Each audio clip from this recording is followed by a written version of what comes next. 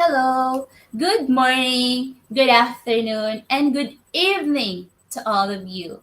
Welcome to the International Free Webinar. Thank you so much for joining us for this wonderful evening. I am your host. My name is Rahamina P. Gapor. Okay, so before we begin our program, let me tell you about IGP for those participants who are new tonight.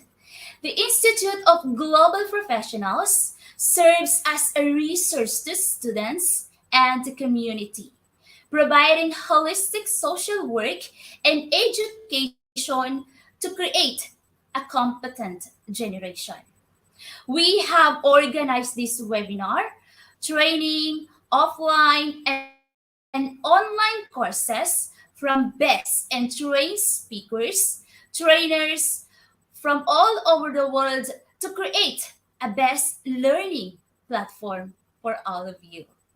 Our mission is to empower people and improve their skills. And we have successfully completed the 152 webinars. Tonight, we are pleased to bring you 153 webinar entitled Concept and Components of Quantitative Research with two competent speakers, Dr. Jonathan M. Gamboa, and of course, Sir Mark Rustom C. Valentin, all the way from the Philippines. We expect that today's topic will help you to improve your personal and professional life. Okay, so our lovely participants, please don't forget to share this webinar in your community. And you can also mention your friends in the comment box below. And let me introduce our first speaker. So, our first speaker is a department head at Eduardo Cuangco National Vocational High School 2019. He finished his doctorate degree in University of St. LaSalle Bacolod City Project Free Scholarship Guarantee 2016. Wow. Champion Regional Research Evaluation Secondary Teacher category in year 2017. And three-time Basic Education Research Fund grantee division outstanding teacher in English in year 2015 and President Region 3 Reading Coordinators in 2000 in 2020. And he also a member of Division Education Research Council of Tarlac in year 2019. So we will introduce him with a short video. So please let us watch it.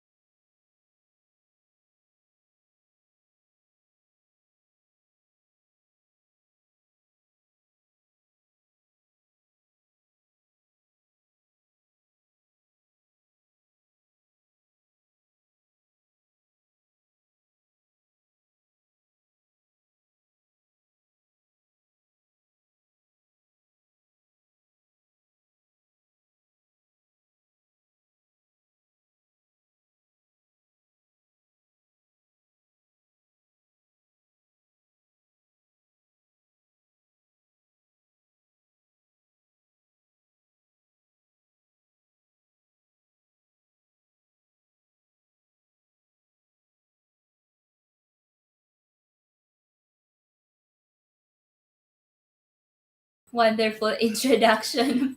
Thank you so much. Okay, so our lovely participants, please help me welcome our first speaker, Dr. Jonathan M. Gamboa, all the way from the Philippines. Sir, good evening. Good evening. Thank you very much, Ma'am Rahamina Gapor, for assisting us this evening. And of course, good evening to the great community of Institute of Global Professionals.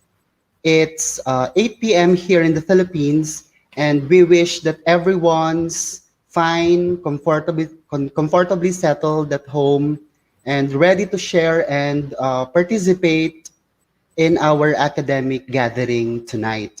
Yours truly and my co-speaker this early are pleased to convey our earnest gratitude to the IGP, to its CEO, the director and founder, Sir Kosik Datta, and to the chairman, Sir GB Babli.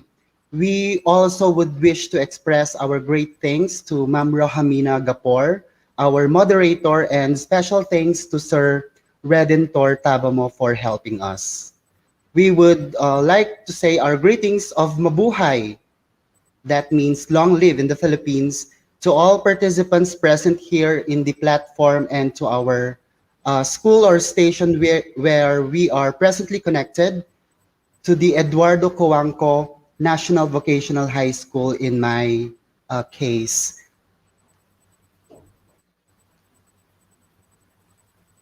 Our discussion this evening will theme on the basic concepts of quantitative research, which is relevant to not only professional teachers, but practically to all professionals and organizations as we gear towards policy-informed decision making. At this point, I would like to share my PowerPoint presentation to everyone.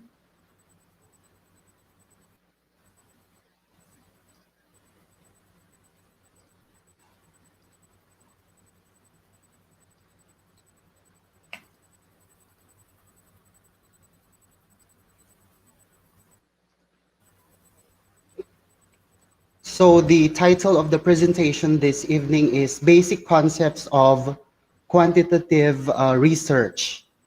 And as professionals, we engage into activities which make us lifelong learners, along with the fact that we should efficiently perform our tasks in the jobs entrusted to us. We as well become learners. Indeed, teachers are lifelong learners because they make sense of the curriculum and translate it to tangible learning experiences with the use of suitable methodologies and approaches. Our effective approach is instructional innovation, which highlights the use of educational research so to come up with database decision making to improve instructional practice. This would result to better outputs of our learners. And it's clearly stated by Cofield 2000 and Ilaris 2009 that learning is a part of everyone's life, Sir, personally and professionally. And yes, sir. Sorry to interrupt. Sir, you can click the slideshow. Okay, okay, okay.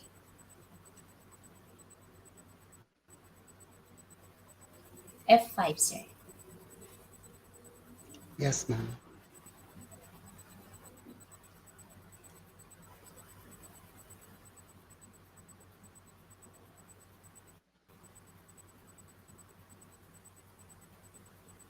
Okay, wonderful, sir.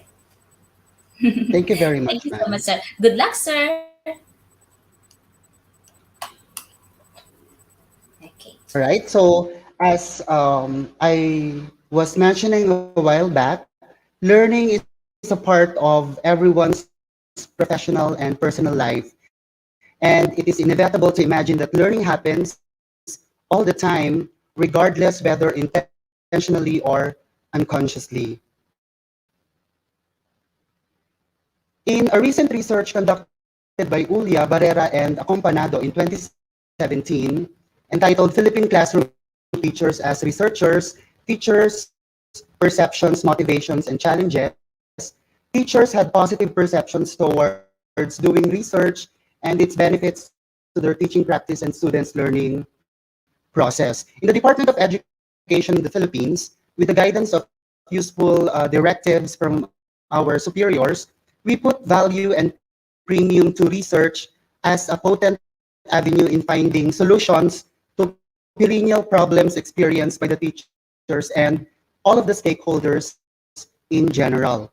Through research, we validate the effectiveness of our methods in teaching to improve our practice. Of course, that's not all about teaching, but also in governance as well. As we attempt to benefit our learners through the results of our researches, we also positively impact our own teaching habits and mindsets. In the same research, the following are the challenges encountered by the respondents. The first one is lack of research knowledge and skills. Heavy teaching loads and lack of financial support from the schools. So, in the same research, the solutions perceived to be effective by the respondents include attending to trainings such as the one we are having this moment, collaboration with colleagues, and subscription to professional literature to be updated with relevant educational developments. In research, we learn because we do it. So, for a teacher to address his needs of research skills, he himself has to carry out research checks.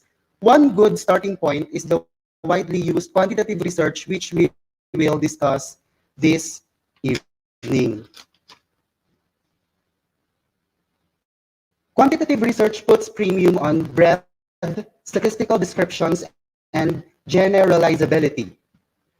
So when we say objectivity in social research, this refers to the principle drawn from positivism that as much as possible, researchers should remain distant from what they study so that the findings depend on the nature of what really transpired or what really happened about the things or phenomenon they studied, and not on their personality, beliefs, and values. So that's according to Sagi research methods. This also highlights the nature of quantitative research, which is objectivity. The next one is control. All right. So control refers to the efforts by the researcher to remove the influence of any extraneous, confounding variable on the dependent variable under investigation. And then the last highlight of quantitative research is precision. The term precision refers to how precisely an object of study is measured. Measurements of an object can be made with various degrees of precision. The amount of precision will vary, of course, with the research requirements. The term precision also refers to the degree to which several measurements of the same object show the same or similar results. That's why in research we have the so-called reliability. So in this regard, precision is closely related to reliability. The closer the results of measurements, the more precise the object measurement is. The approach of quantitative research is deductive. So this is different from the approach of qualitative research, which is inductive. Because in quantitative research, we test theories, unlike the goal of qualitative researches, which is to build theories. It is deductive because when a hypothesis is developed from an already existing theory, we delve on validating or testing theories rather than building them, which is the objective of qualitative research. The epistemological orientation is positivism or post-positivism. It's originally positivism, but a more refined version in the term post-positivism is practiced in conducting researches nowadays. According to Cross in 2005, post-positivism is a perspective which adheres to the belief that not everything is completely knowable. So in this regard, post-positivism In the same vein, Walshman in 2011 believed that positive generalizations are based on real causes, which are taken as true source of behavior and are based on unchangeable sound foundation. Objectivism, as we have mentioned a while back, refers to the efforts of the researcher to distance himself to come up with more objective results of a specific quantitative study. Objective methods from quantitative research highlight measurement, control, and systematic observation. So we have highlighted already measurement and control. So I would like to delve more on systematic observation. So systematic observation is an objective, well-ordered method for close examination of some phenomenon or aspect of behavior, so as to obtain reliable data unbiased by observer interpretation. Systematic observation typically involves specification of the exact actions, attributes, or other variables that are to be recorded in precisely how they are to be recorded. That's why in quantitative researches, we make use of questionnaires which contain close-ended indicator statements or parameter statements, no, depending upon the constructs or variables that we are trying to investigate or make sense from. When to use a quantitative research? All right. So when the researcher opts to look into causal relationships, associations, and correlations, because there are a wide selections when we talk about quantitative research. It could be purely descriptive, if we would like, if we would just like to describe a specific phenomenon. It could also be correlational if we want to establish associations, causal comparative, predictive, or if we wish to test the effectiveness of a specific intervention to address a specific problem, we go for experimental researches.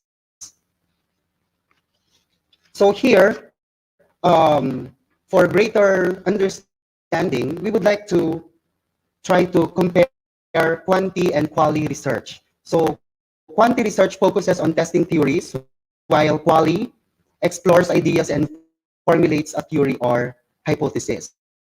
That's why they have different mechanism in review of related literature.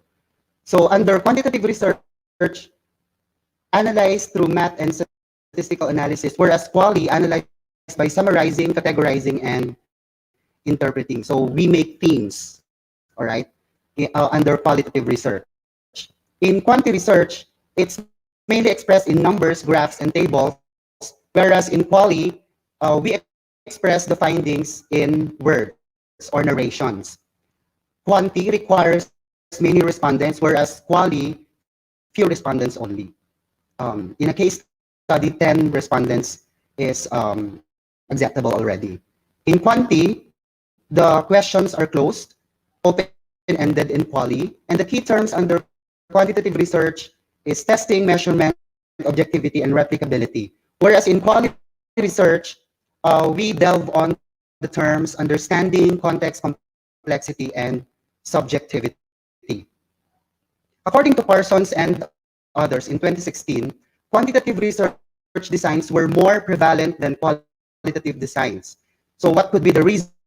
First, it's more scientific, it's control sensitive, it's control-sensitive, it's less biased/objective, it deals with larger samples, replicable or repeatable, arranged in simple analytical methods, and the findings are generalizable. So these are the specific processes or steps that a quantitative researcher undergoes when he conducts a study. The first one is establish the question. All right. So after establishing the question, we review available literature and studies related to the variables or related to the themes. We focus on our present or current research. We identify research aims, and then we collect data.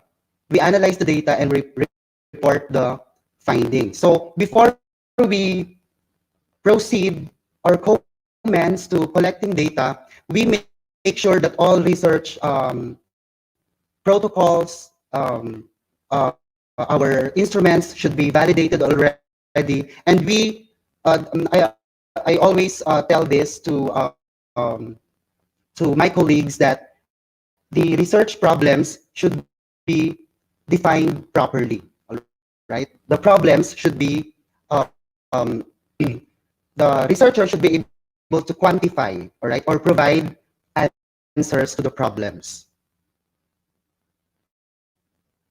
So these are the contents of this presentation. We begin with theory, and then hypothesis or hypothesis, variables, and data types. The first one is theory. According to Stockmer in 2019, a theory summarizes the established knowledge in a specific field. That's why an element of reviewing the literature is to determine what theories might be used to explore the questions in a scholarly study. In a quantitative research, it is often a parameter to test theories as an explanation for answers to the questions. So we theorize. For example, is age related to the level of academic performance of students in English? So we begin with those theories. In a quantitative research, an entire section of as a research proposal might be devoted to presenting the theory for the study. Why do we have to go back to existing theories related to our study? So that helps us to define more our problem or the research problems and identify research gaps. All right, because we review the literature and studies. So a theory in a quantitative research is used deductively to help predict what to expect of the variables and how they relate to each other. So one uses theory deductively and places it toward the beginning of the proposal for a study, with the objective of testing or verifying a theory rather than developing it. The researcher advances a theory, collects data to test it, and reflects on its confirmation or disconfirmation by the results. So usually our theory is translated to um, a hypothesis, which is more definite and quantifiable. So a theory explains and predicts probable relationship between independent and dependent variables. So that's according to Creswell in 2015. So the theory becomes a framework for the entire study, an organizing model for the research questions or hypothesis, and for the data collection procedure. The researcher tests or verifies a theory by examining hypotheses or questions derived from it. These hypotheses or questions contain variables or constructs that the researcher needs to define. So if we would like to express it in a diagram, we can see here that the theory serves as the bridge, no? Explaining the relationship between the independent and dependent variables. So in a little later, we would define what independent variable is and dependent variable. So in a quantitative research, the theory is explicit. It includes the central position, how it is used and applied, how it was used in previous studies, how it is used to shed light to the present research. That's why in our research proposal, we devote a specific section called theoretical framework. All right. Therein, we include all relevant theories related to our study. The next concept is called hypothesis or hypothesis, if more than one. So it's tentative, provisional, or unconfirmed statement derived from a theory and show how the variables are related. In a quantitative research, the researcher examines prior studies that address the topic or closely related topic. What theories were used by other authors? So we limit the number of theories and try to identify one overarching theory that explains the central hypothesis or major research questions. As the rainbow question that bridges the independent and dependent variables. independent and dependent variables. Why would the independent variable or variables influence the dependent variable or variables? So the hypothesis is a working statement. That's why in the results and discussion of a research report, there should be a specific section there where we would reject or accept the hypothesis. Usually, hypothesis is stated in this manner. The more independent variable, the more dependent variable. For example, um, the more exposed the grade 9 students to the metacognitive awareness approach in reading, the better the reading comprehension skills will be. So there are basically two types of hypotheses. The first one is the null hypothesis or H sub O or sub 0. The null hypothesis suggests that no statistical relationship and significant exists in a given set of given single observed variables between two sets of observed data and measured phenomena. Haldar 2018. So it's the alternative hypothesis is the direct opposite of the null hypothesis. In an alternative hypothesis, one in which a difference or an effect between two or more variables is anticipated by the researchers, that is, the observed pattern of the data is not due to change occurrence. So, for example, null hypothesis, there is no significant relationship between the student academic self-handicapping and learning outputs. So that is an example of null hypothesis. Alternative, or H sub A, there is a significant relationship between the student's academic self-handicapping and learning outputs. So the null hypothesis suggests that no statistical relationship, and the opposite is the alternative hypothesis. The next concept that we would like to discuss is variables. So a variable is a measurable version of a concept. For example, we talk about, I'm going to share the variables of a study that I am we are presently conducting, behavioral self-handicapping, claimed self-handicapping, problems preparing an activity, or failure to control attention.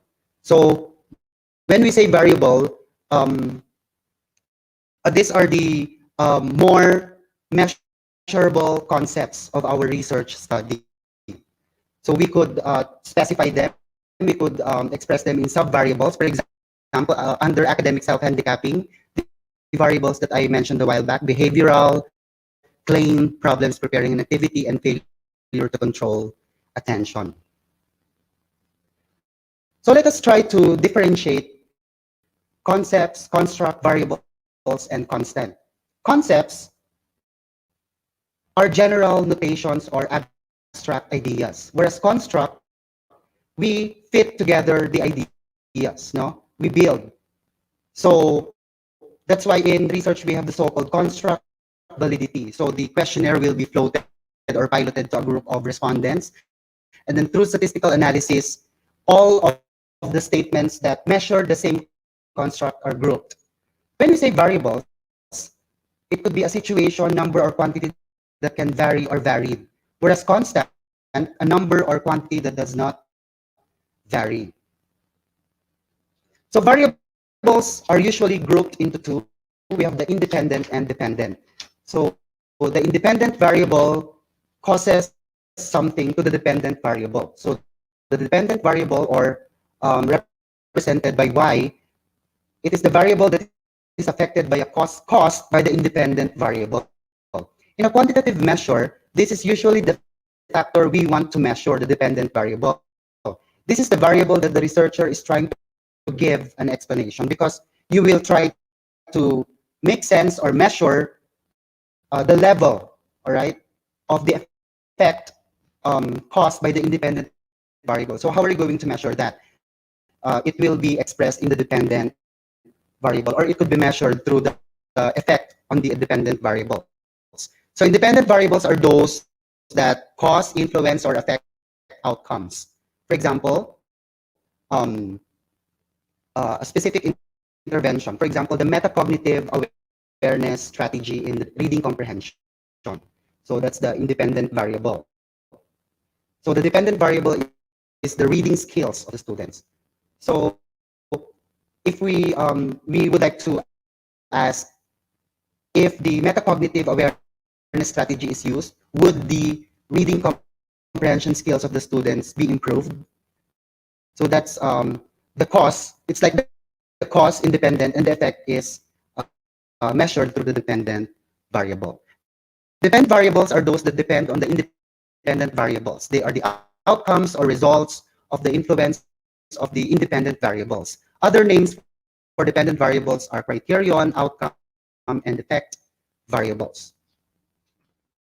So if you would like to understand more, I have here a diagram. Independent variable going to the dependent variable. So independent variables are presumed or possible cause.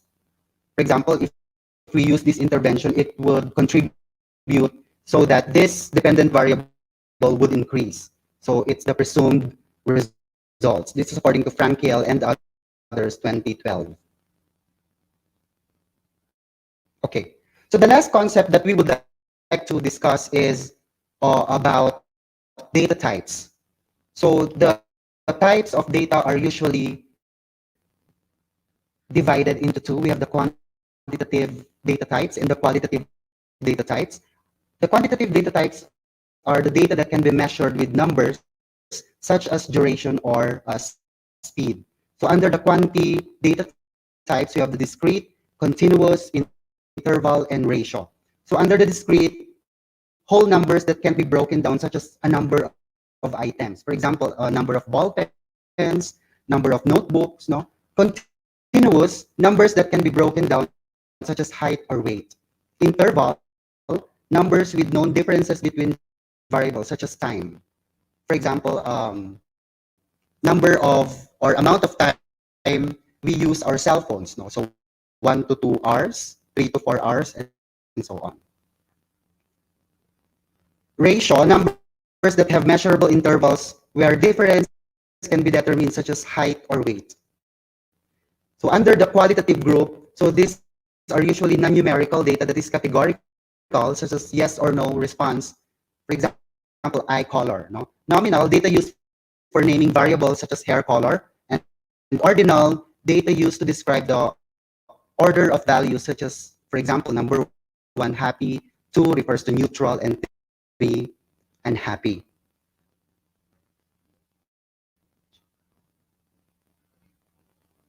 So the assumptions of your quantitative research decides what type of data will represent your variable.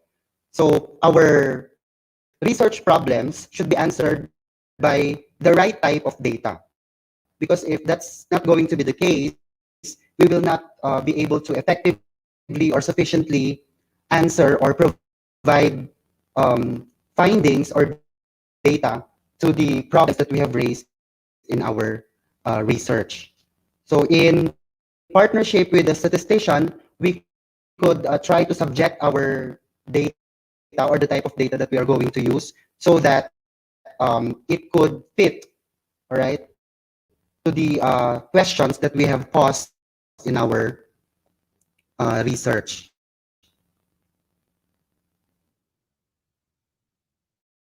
And that's the end of my presentation. Thank you very much and good evening.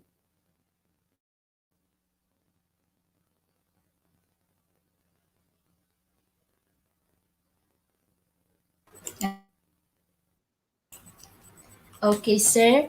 Thank you so much, sir, for the very clear presentation and informative presentation, sir.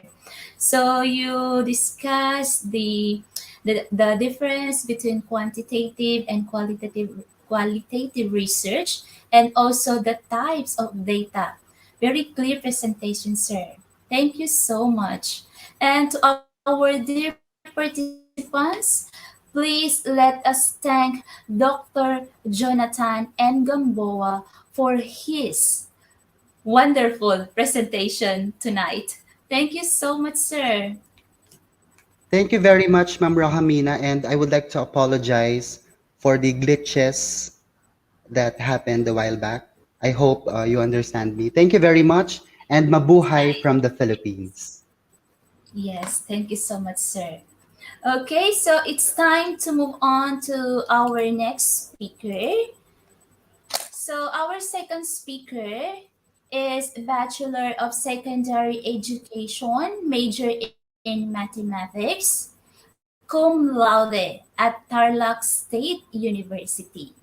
Master of Arts in Education in Mathematics, a scholar, year 2019 at Tarlac State University also. Currently taking up a degree course of Doctor of Philosophy, major in Educational Leadership and Management. Research Coordinator at Padapada National High School, Department of Education in the Philippines. Member, Division of Education Research Council of Tarlac, and serve as a local and institutional statistician. Conducted two consecutive action researches which were accepted and approved for the Policy Research Program funding of the Department of Education Region 3 Office. And also, our second speaker served as a speakers for various research and mathematics related conferences and webinars. We introduce him more with a short video. So please let us watch it.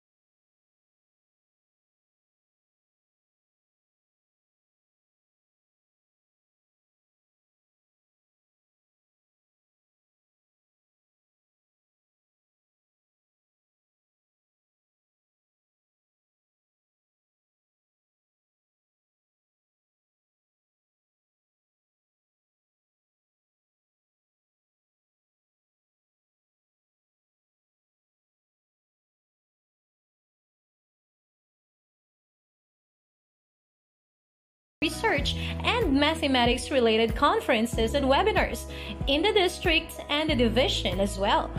With a teacher to post, our speaker is currently connected to the senior high school of Padapada High School, Schools Division of Tarlac Province, Department of Education. He is concurrently the research coordinator of the said school, where he constantly extends his expertise to his work fellows. To cover the topic, components of a quantitative research, here is our speaker from the Philippines, Mr. Mark Rustom C. Valentin.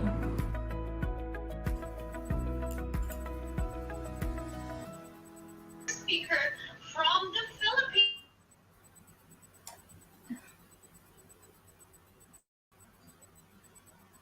Another wonderful introduction. Very nice introduction. Okay, so Our dear participants, please let us give a warm welcome to our second speaker, Sir Mark Rustom C. Valentin, all the way from the Philippines. Sir, good evening. How are you? Hello, ma'am. Good evening. I'm fine. It's raining here in the Philippines. Anyway, Mm, uh, good thing. God is showering still blessings despite the pandemic. yes, Thank you, ma'am, for the kind introduction a while ago. you're Should I welcome, start? sir. Good luck, sir. Sure, sir. You can start. I hope my screen is shown from your end. Um, yeah, yes, sir. You How can about see it, this? sir. Yes. All right. Allow me to fix first for a while. All right. Once again, good evening or good day to our dynamic moderator, Ma'am Rohamina. Good evening or good day, Institute of Global Professionals, including those who compose the board and technical working group for tonight's webinar. Good evening, my beloved country, Philippines, and to all those who are with us via live stream in Facebook or YouTube. A blissful evening to one and all. Again, the person in front of you sending you warmest greetings is a teacher all the way from the Philippines. I am Sir Mark Rustom Carpio Valentin. And before I get to start from the scratch of our discussion, uh, I would like to extend my brownie points through this platform, the significant people who allowed me and believed in me in sharing with you my time and knowledge with this topic. Indeed, this is an overwhelming experience. And so I want to pay honor to Dr. Nestor P. Nuesca, our Regional Education Program Supervisor in Mathematics, to Dr. Ronaldo A. Pozon, our Schools Division Superintendent from the Division of Tarlac Province, to Sir Augusto L. Ballesteros, our Education Program Supervisor in Mathematics, to Dr. Gemma L. Melegrito, my school principal, to Ma'am Susan S. De Jesus, my head teacher in the Senior High School Department, to Sir Danny T. Sapoy, my mentor and our head teacher in Mathematics, and of course, to the one who encouraged me and lifted my worth as a teacher and as a sharer of knowledge for tonight, Sir Redentor Tabamo, my mentor, a good leader from the Division of Tarlac Province, Philippines. And to all my colleagues from Padapada National High School, friends and relatives, thank you for showing compassion to my milestone tonight. Before I strike up to my topic, which is the components of quantitative research, I came to realize something lately, a matter of reflection, and I want it be shared to you.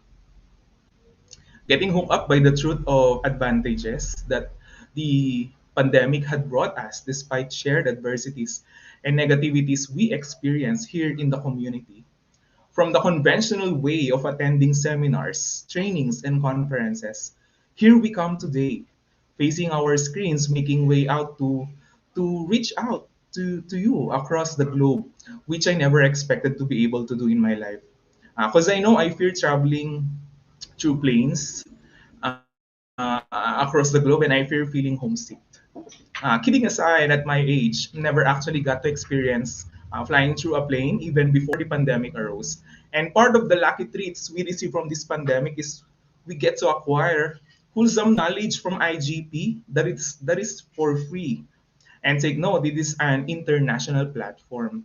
So we humans from the different sectors and industries get to acquaint with each other in a much convenient way. In reality, many feel their blood to run cold when hearing research.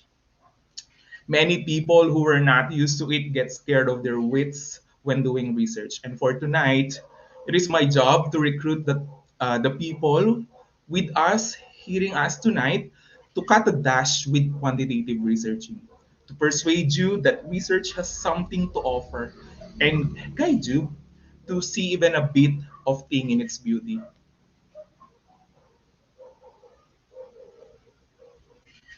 As a continuation of Dr. Gamboa's presentation a while back of the basic concepts in quantitative researching, allow me now to put into stretch the components of quantitative researching, focusing on how the title is developed for quantitative researches, how we develop quantitative research questions, what are some ethical issues we need to bear in mind whenever we write a quantitative study, what are the different sampling techniques, what are the different instruments we can utilize in order to flesh out the goals of the study, and of course, since this is quantitative and it greatly relies on the power of numbers and numerical analysis, it would also be right for us to hoist a bit of statistical analysis we may conduct when we are already there.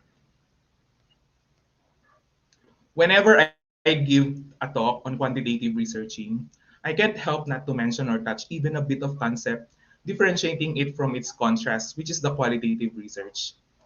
Just like what Dr. Gamboa did a while ago. On a practical note, if you try to investigate the difference between the two on this figure on your screen, technically when we ask for how many, how much, how well, how often, how accurate, the study itself becomes then to be obviously quantitative. Simply because it requires an answer that counts, that measures, that evaluates. Like what Dr. Gamboa reiterates on his talk, we just need to repeatedly bear in mind that our means of using numbers to justify answers and form generalizations makes our research methodology to be automatically dropping to the classification of quantitative researching. Unlike for qualitative research, sometimes we are only after the feelings, the perceptions, the observations, the stories from within. We start on title. On quantitative research titles, the research title is the written statement, usually on the front page of a research project that summarizes the main idea or ideas of the study. In creating the titles of quantitative researching, you don't actually need to be creative as if you are creating a headline for TV news and newspapers. In quantitative researching, you just need to encapsulate the essentials, be straightforward, and objective in developing your title.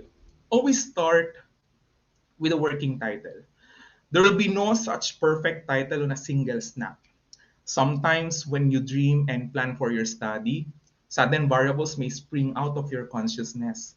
That is why some books on quantitative researching suggest the presence of the variables on the title. All variables must be clear and well defined. Some books suggest that the quantitative studies should have titles that imply the type of research to be employed. Anyway, countries across the globe actually consider different systems of writing and prototypes. Sometimes we just need to review the trends. In our country, the Philippines, I could say we are getting used to writing titles for quantitative research that are specific, objective, and clearly phrased by identifying the actual variables and carefully using words we use that fits the context of the study. Simply because titles serve as the window for the soul of our research project, a good quantitative research title should be self-explanatory. Here is a sample study published in the Journal of St. Teresa Journal of Humanities and Social Sciences. The study was titled Attitude, Motivation, and Learning Behavior of English Learning of Junior High School Muslim Thai Students in Bangkok. What we can notice in the title, the researchers made the variables visibly perceptible, one good characteristic of a quantitative research title. On the other hand, another example is hereby presented acknowledging the practice of visibly showing the direct goals of the study and what they are trying to study. Title itself somehow dictates boundaries of the project, and sometimes places and industries or fields involved are also indicated as practice to show up to what or which extent do the study provides a generalizable conclusion from the research findings. Here is another example. A study of Sankam and Putsom obviously constructed a title that visibly shows the type of research to be employed as prompt as what the title dictates to the reader. It started with the phrase the relationship between, which is actually still a common practice among many countries. And with these keywords, I can uh, apprehend that the study technically employed a correlational type of approach.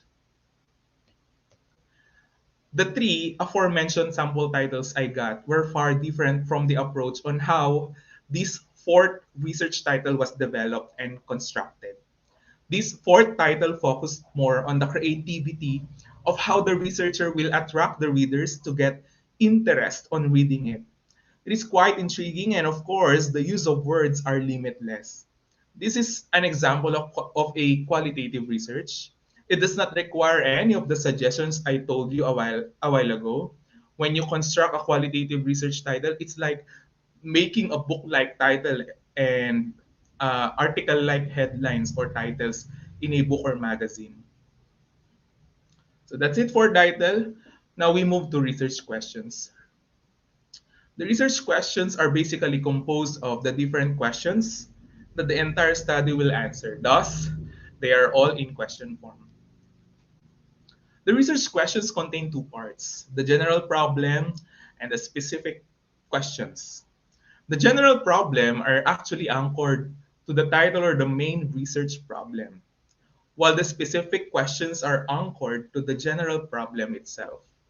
For the quantitative research questions, variables should be specific and clear. Oftentimes, they are expressed into forms of questioning that starts with what, how, is there, no? Across many countries, of course, we have different practices. That's why I can't deny that some research question starts with the does or do form, and sometimes they start with the phrases in what level or up to what extent. Nevertheless, it is just a matter of application of art in our way of questioning. On research questions, they are actually areas of concern you want to investigate. There are conditions you want to improve, difficulties you want to eliminate, or questions for which you seek answers. They set the sail of your study. They bring us to the direction where we should go. They make our studies specific and they help us assure that our method makes our research measurable. In a quantitative research, research questions explain and predict relations among variables. Also, when we write the questions, no, we need also to try implying already the research type and general methodology within the stated question. Like, for example, does exploration using dynamic modular ebook in calculus increase conceptual and computational skills in differentiation topic than the traditional chalk and talk discussion? This one makes it out experimental. Comprehensively, the study allows the use of intervention, then trying to verify its effectiveness or difference from a conventional strategy. It is experimental because we are trying to employ a different thing or approach as we deviate from the old routine or practice. Well, practically, when you want to see the effectiveness of such interventions, experimental is really the suggested one. Also, this one is quantitative because on the process, seemingly the researcher needs to measure something, needs to give a concrete evaluation before even giving a judgment. And I believe numbers play its role in this aspect. This is what we are trying to say. Research questions objectively implies already the methodology and type of research to be laboring. Another example, do politicians behave differently towards their local constituents of different genders and socioeconomic status? Well, I guess my mark that gives a hint for me to say that this suggests a quantitative approach is the goal that the study would like to show me. If I like to give an objective analysis on contrasting the different groups involved, I will use an evaluation tool, a survey tool, or a questionnaire that seeks for numerical data so that I can arrive with a more objective conclusions. So for this question, I also find it relevant to employ quantitative methodology by utilizing a causal comparative design. Another example, how are the service quality of insurance companies be described in terms of, okay, there are questions that provide sub-variables. No? If we have main variables for our study, sometimes on our questions, we can see also sub-variables. And this one employs quantitative descriptive. We can also describe using numbers. Using quantitative methodology, we can describe phenomena, and try to investigate more things, more characteristics out of a given study.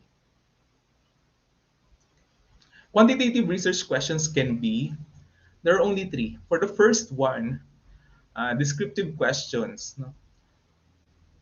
The second one, relationship question.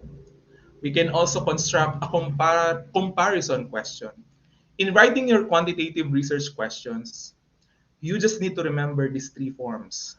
One, you may write them as if your aim actually is just to describe through the use of numbers. Two, if you are looking for or examining for relationships, the level of associations, and making predictions. And three, you can construct a question. That is when you want to compare groups because you want to formulate theories, or you want to verify significant differences among the testing groups, or even when you want to verify effectiveness of interventions or mediations on a research phenomenon. So that's the research question, another component of a quantitative research. On the third one, we have the ethical issues. Let's try to understand what are the ethical issues we may experience when doing quantitative research. On quantitative researching, we need to work on it prudently and cautiously, as we are trying not to commit ethical issues and just simply adhere to the ethical standards of researching. On a first-hand basis, you basically need to know your participants and who will benefit the most or even a bit of your study. It will actually be written on your significance of the study. Also, you need to understand deeply why you're doing it. Will it be to promote new learning because you have developed a newly formulated theory? Does it focus on social justices? Or does it promote change? It helps because it makes you path driven. Afterwards, you also need to ask yourself, is there a moral basis for conducting this research? Will it respect people, regardless how risky the methods are? Does it prioritize welfare of the concerned people? Does it promote justice? On a further note, you also need to consider avoiding conflicts of interest, meaning you avoid getting involved for compromising any personal considerations, even financial, or even beyond evil like purposes. Second one on ethical issues, the protection of the research participants. Just like any type of research, normally we need to protect our research participants. How? First, let them know their roles by sending a request letter. Highlight confidentiality and, if most possible, anonymity as well. Let them know their rights, their compensation or rewards, if any. Also, the disadvantages and risk of participating are also worthy to be explained. After all, the participants have all the rights to decide for themselves unless they are minors. Because in the eyes of the law, minors can decide yet on their own. That is why we request for parental consents for such cases. Have a written informed consent for everything, for documentation and agreement purposes. However, all rights are still vested on the participants even during data gathering. That if they decided to retract from participation, the researcher can't do anything but allow him or her even without asking the purpose why. On representation and dissemination, it is important to consider disclosures of data and information. We always need to protect everybody being involved in the study, especially for such sensitive cases. Review the formatting. Research actually signifies one goal and definition. But when we talk about practices on formatting of the presentation, we can't actually give tonight a definite answer because there is no single prototype to be followed by everybody across the different sectors, institutions, and countries. One thing I could suggest, you just need to utilize the best representation you could have. If you reviewed studies and you saw how effective their way of representations in their studies, you may adapt, you may modify, you may devise. And also, don't be selfish in shaping out your presented information. Your future readers need you to facilitate about it and make them understand your thoughts and content in the future. Make the best discussions out of it. Numbers are powerful. They are just like pictures that when we try to see, we can give so many explanations out of that single information. Now we're going to move with sampling. Moving on sampling, in quantitative research, we can actually get to touch sample size calculations and techniques or procedures. In quantitative researching, we hold on to the idea that more is better. It is here that we require larger group of participants studied and random selection is employed. Unlike for qualitative, even if the responders are small in number, even if there's only one respondent, it is just all right. It is not an issue. Unlike for quantitative, we wanted more because we are after the generalizability of the findings. How could we say that our generalization is true for all, fits for all, if during the study we only selected a few? We involve a few. The credibility and acceptability of the results becomes then lesser on the part of the readers. But our problem is how large is sufficiently large? I know that's your question as well. It is why we have formula we can use to get the answers for that question. And with the continuous innovation of the community, we actually came to a point that even digital apps can do the honor of solving the acceptable sampling size in our behalf. That is how powerful technologies nowadays are. In this picture on your screen, we have the G power. Upon extensive readings, I found out that most researchers accept the use of this app to aid sample size calculations. Some uses the Rausoft sample size calculator. Some uses the manual computations using the Slovin's formula, Cochran formula, or even the concept of 30% in statistics. On sampling, we have two important terms to acknowledge: the population and the sample. The population refers to the whole group of community being talked about in the study. If you get representatives, we now call them as these samples because sometimes we can't afford to involve everybody during the conduct of the study for certain reasons. Like basically, one common reason the population is too large to be catered. However, there are certain instances that we may employ total enumeration sampling if we can. Now, there are two main types of sampling, the probability and the non-probability. Listed here are the specific techniques. Okay. But just to tell you about probability sampling, it is a sampling technique in which samples are obtained using some objective chance mechanism through thus involving randomization rather. Use these if you are aiming to conduct inferential statistics.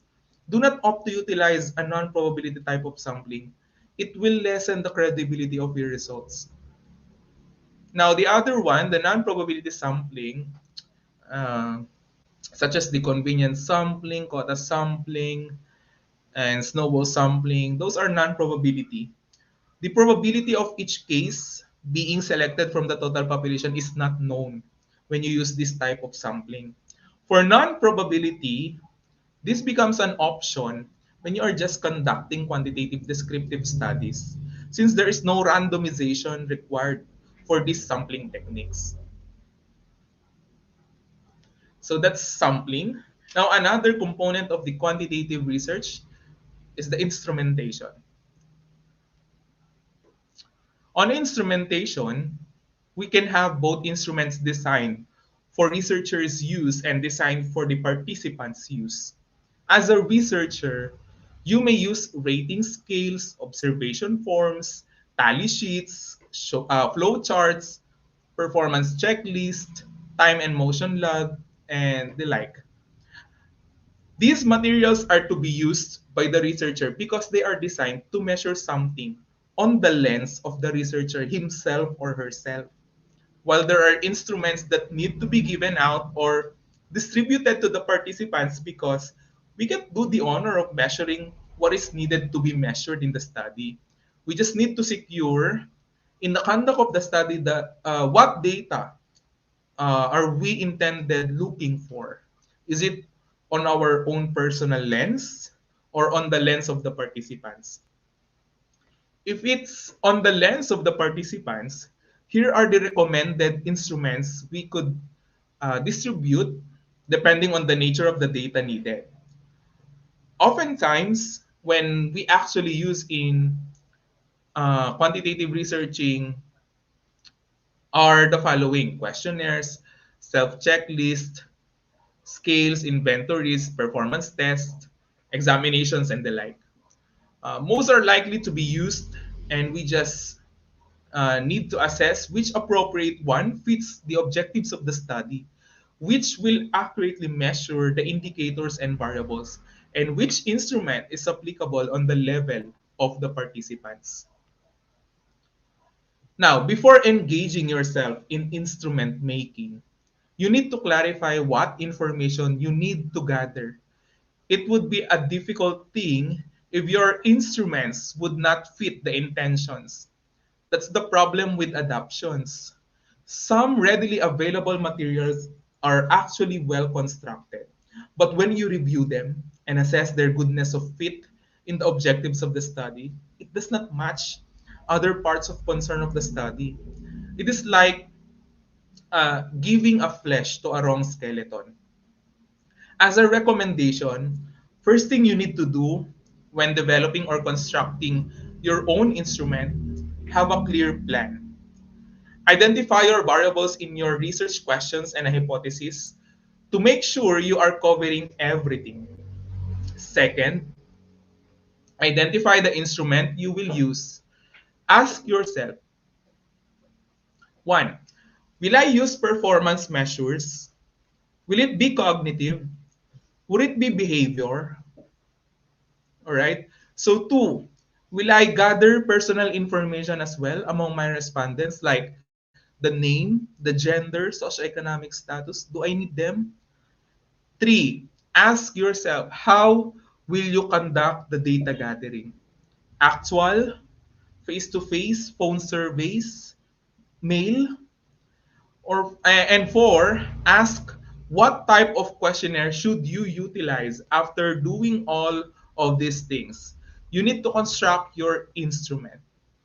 While doing it, observe vividly whether you are doing it right based on the guidelines set for the standard instrumentation. Just remember, put yourself on the shoes of your target respondents. The language used should be on their level of ability and comprehension. Check whether they can follow the instructions you have written, whether the texts are large enough to be read by the participants, and most importantly, if you got to cover holistically all variables so that there will be no missing indicator or concept when you do the justifications afterwards. On the next step, You need to seek for experts' quantitative evaluation of your work so that you can come up to your last step, which is the validation. Remember, validation is a part and parcel of questionnaire construction. After the researcher has constructed or modified the questionnaire, the researcher must seek for the external validation. Validity, it is the appropriateness, meaningfulness, and usefulness of the inferences made by the researcher. Just to repeat, it can be done by authorities who are considered experts of the discipline related to the research under study. Usually, two or three external validators may assess the instruments in terms of its content, alignment, and meaning. Validation will prevent misconceptions and misaligned thoughts that could make the respondents misinterpret the details in the questionnaire. The validity allows the researcher to gather information that is fit for the purpose. Another one important thing we need to do is the reliability test for our instruments. Reliability refers to the criteria that shows the consistency of the scores obtained. If the instrument is implemented again, it is expected that same results will be obtained.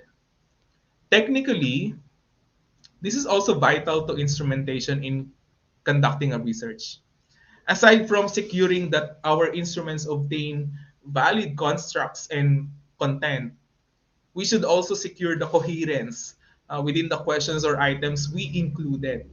We need to secure that the items that the respondents will answer are dependable and consistent. That when we find it reliable using a group for pilot testing, we are going to expect that results will jive with those of the actual respondents. Now we go to validity and reliability questions for selecting or evaluating a test or instrument. When you are adopting or modifying an instrument, first things you need to do are the following. The instrument should have also considered conducting the validation process and reliability testing. Check on the methodology part of their, or if they reported the results of this. It would be a good thing if they did. Then, you need to check on the following questions to see if they met the expectations for adoption. If all were done and it has reported reliability values and coefficient results for validation, and the values are seemingly high, you may not turn down your provisions on adopting it. Anyway, you may modify if it really doesn't fit your study.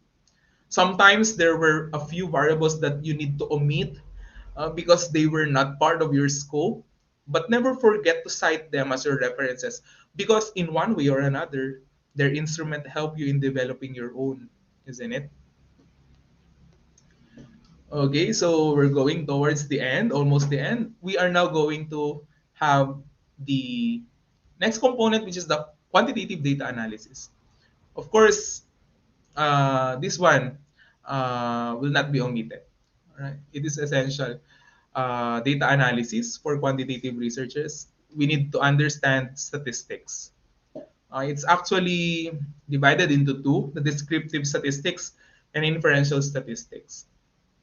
In reality, when we talk and discuss about this, you actually need another set of series of webinar to cover all or everything that is necessary for our learning, no? To enhance our skills for these computations. But for now, just allow me to cover necessary key takeaways for you when you start writing your quantitative research. Allow me to give you a brief discussion of the data analysis and inferential statistics. Statistics becomes the language of quantitative research because of the use of numbers as our main data. Like even when we yield categorical data, like nominal and ordinals, we need to employ coding just to convert them into numbers because statistics cannot compute categorical data. Before you move in running your data for analysis, you need first to scrutinize, to clean and account for missing data. You need to scrutinize if there are scores or responses that are missing or outside the accepted range. As a local statistician, when people approach me asking me to do the honor of running their data in my statistical software, we always come to struggle when there are missing data or responses. Or sometimes we obtain responses that are beyond expected counts or range. The software can actually or can still do the task, which is to compute, but it will highlight missing data needed for a much credible results or findings. Anyhow, it will be reflected on the paper. That is why, before even starting to gather data, you need to orient properly your respondents. Tendencies will come that they will not be able to answer or give responses to certain areas of your questionnaire unless it is optional. You will come to having difficulties on data analysis. That is why secure a complete data retrieval. On descriptive statistics, the common tools or formula we employ for quantitative research are the three M's of statistics and the standard deviation of the measures of dispersion. The three M's are the mean, median, and mode. Meanwhile, for inferential statistics, they were introduced simply because they will help researchers to formally give their inferences and conclusions from the findings. Technically, they are considered much higher and critical than descriptive statistics because they provide complex formula and solutions. Luckily, we already have statistical softwares which can do the job for us. Next, check if there is a normal distribution of your data. When we are dealing with inferential statistics, we need to check if there's a normal distribution in our data set. Let us first determine the skewness of data to know what inferential statistics to use. That's very essential. If you found out that your data portrays normal distribution, use statistical measures and tools under the parametric test.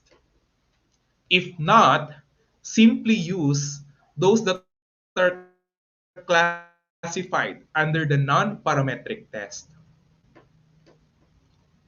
In descriptive statistics, the common statistical tools used by many when comparing two or more groups are the frequency polygon, measures of central tendency, again the three M's, mean, median, and mode, measures of dispersion to be specific, the standard deviation, and the range, and effect size. In inferential statistics, the common tools used when comparing two or more groups are the following: t-test for means, ANOVA, ANCOVA, MANOVA, and MANCOVA, the Mann-Whitney U-test, the Kruskal-Wallis, and the Friedman two-way ANOVA. When your aim is to find relationships and you want to describe first, use scatter plot diagram and averages. But when you already want to infer whether there is a significant relationship or association between variables, use the following: correlation coefficient R, the t-test for R, and the confidence interval. In addition to this, allow me to suggest also powerful softwares or tools that may help us in facilitating statistical computations and graphs. To aid us with all of these needed statistics, we can use the IBM SPSS or statistical packages for social sciences. This is so powerful and can give numerous techniques on how to solve the data and give numerical values for further inferences. Thus, they cannot fully interpret on their own to give us even the deeper explanations. They can't do that. It's our job as the researchers. We also have the R Foundation for Statistical Computing. We also have the Stata software for statistics and data. We also have the MATLAB for the graphing. We also have the Max QDA for mixed methods data analysis software. This is so powerful because it can do both for quali and quanti. There are also available trainings and workshops on the utilization of these tools. Let us try to attend and explore, or maybe you could buy your own versions of these tools for your personal or professional use. And I suggest try to discover them as you learn its features by exploration. You can also visit YouTube videos for your guidance.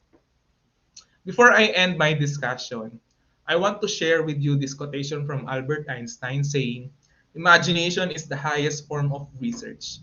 To do research, we need to imagine the world and our goals. Then we learn things out. Research and learning are things inseparable from one another. While the latter formalizes what you know, the former challenges you on what you still need to know. Here are my references.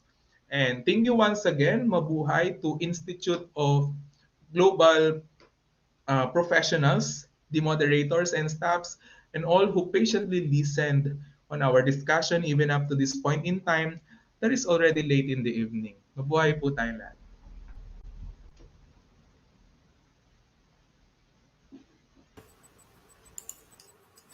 Sir, thank you so much, sir, for that wonderful presentation. And sir, I would like to say thank you so much. I did not expect that you use our articles published in Stick Journal. I never expected it, sir. The title, all those titles are in our Stick Journal. All Yes, so the researches were really good. That's why I used make use of them as my mhm. examples. Yes, and may I take this opportunity also to, because I know we are here to help each other. And for those teachers, or if you want to publish your research for free, then you can submit your research in our Stick Journal for free. For free. And actually, I'm so emotional because I work on all of those articles, sir. I publish all of those articles because I am one of the journal managers of St. Teresa Journal of Humanities and Social Sciences. And thank you so much for appreciating our articles. Thank you so much, sir. And you have a very informative presentation. We've learned a lot. Okay, so thank you That's so my much, wish, sir. ma'am. I Our really hope they yeah, learn. yes. So we've learned a lot from you, and of course from Dr. Jonathan. So our lovely participants, let us thank Sir Mark Rustom for his remarkable presentation tonight. Thank you so much.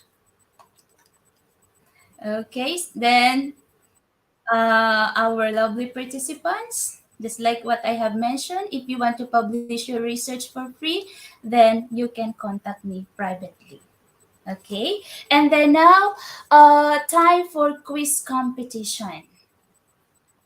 Okay, so I think the code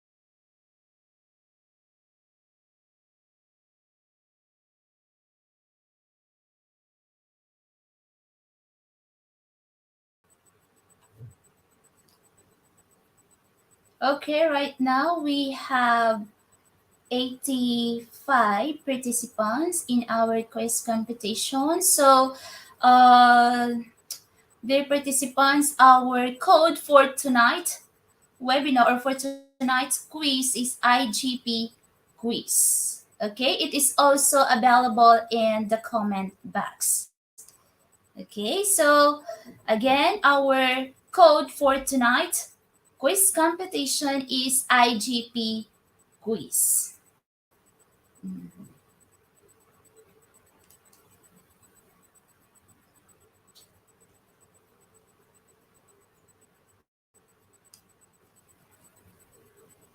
We have more than 100 participants. Wonderful.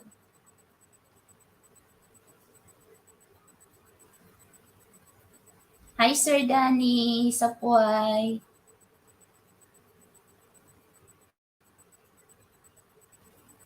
And right now we have 154 participants in our quiz competition.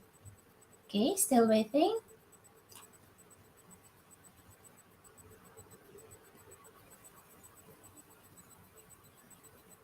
And please use your complete name when you join the quiz competition.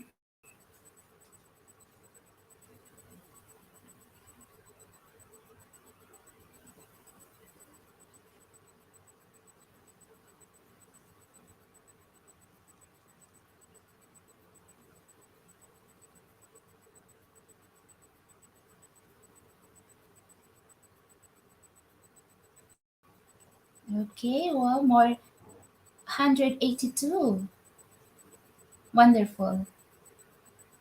Thank you so much for your active participation. Again, our code for tonight competition or quiz competition is IGP quiz.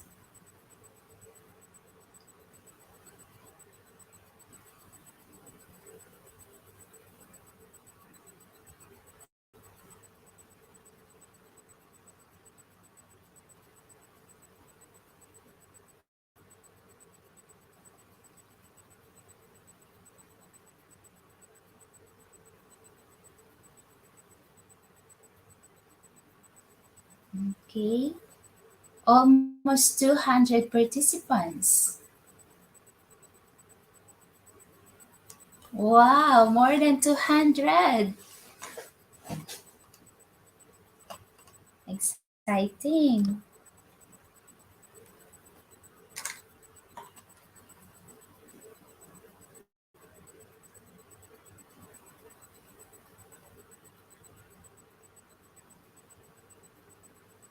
Yeah, the name of the speakers. The first speaker is Dr. Jonathan, who's asking Sir Roa, Dr. Jonathan, and the second speaker is Sir Rustom. Okay, question number one. Quantitative research. A. Research that collects and reports data in numerical form. Or B. Research that is done using interviews. That is question number one. What is quantitative research? And um, 94 participants answered letter A, and that is the correct answer. Congratulations.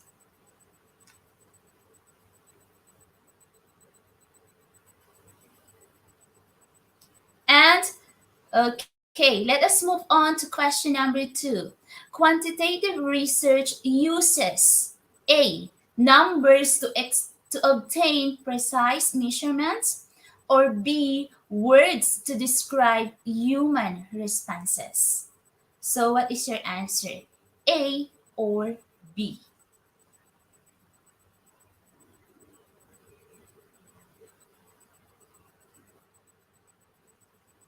Okay, and the correct answer for question number two is Letter A, which is numbers to obtain precise measurements. And congratulations to the 91 participants who got the correct answer. Okay, still the top one, Sir Dennis. Okay, number three question. Quantitative research designed is predetermined or emerging? You have only two choices.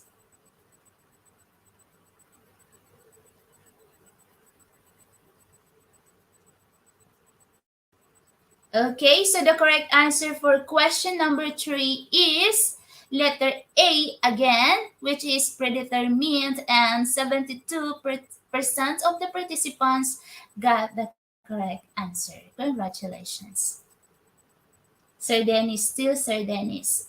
Question number four. Which of the following is not a quantitative research methodology? A. Phenomenology, or B. Meta-analysis?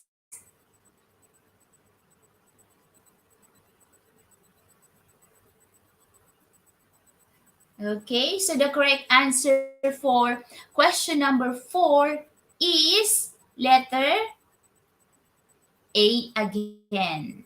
Phenomenology.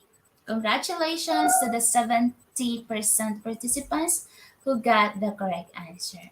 And question number five, components of a framework for research. The interconnection of A. Philosophical worldviews, B. Research methods, or D. Both. So what is your answer? A, B, or C?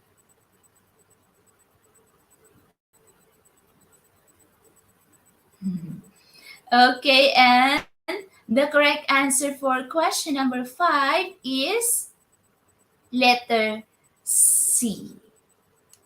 Very good. And 73% of the players or participants got the correct answer. And question number six, quantitative methods of research approaches tend to or typically A. Philosophical assumptions of pragmatic knowledge, or B. Employ surveys and experimental strategies. So, what is your answer? And question number six.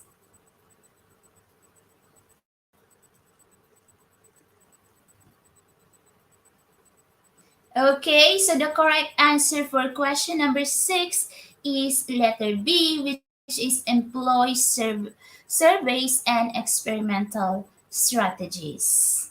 79% of the participants got the correct answer.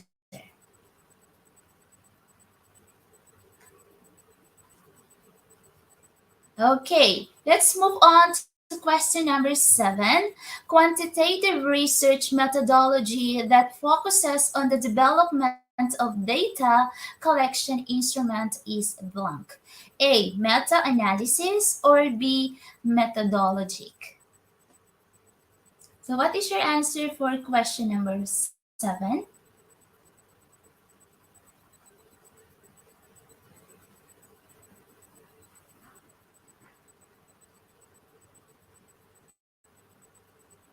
Okay, so the correct answer is letter B, methodologic, and only 44% of the participants got the correct answer.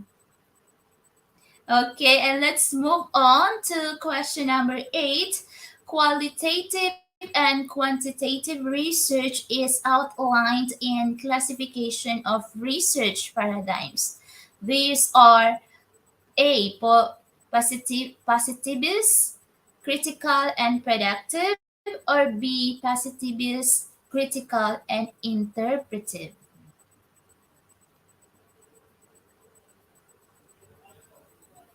Okay, so the correct answer for question number 8 is letter B. Okay, very good. And let us move on to question number 9.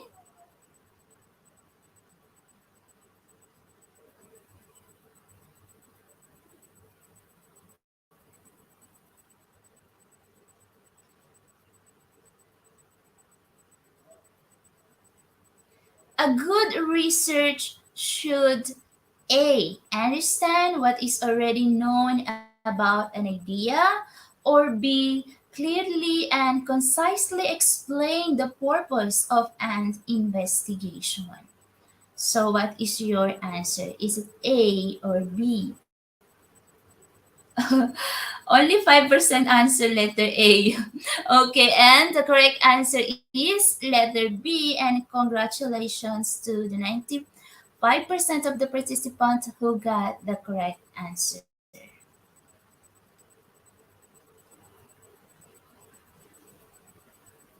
Okay, the last question.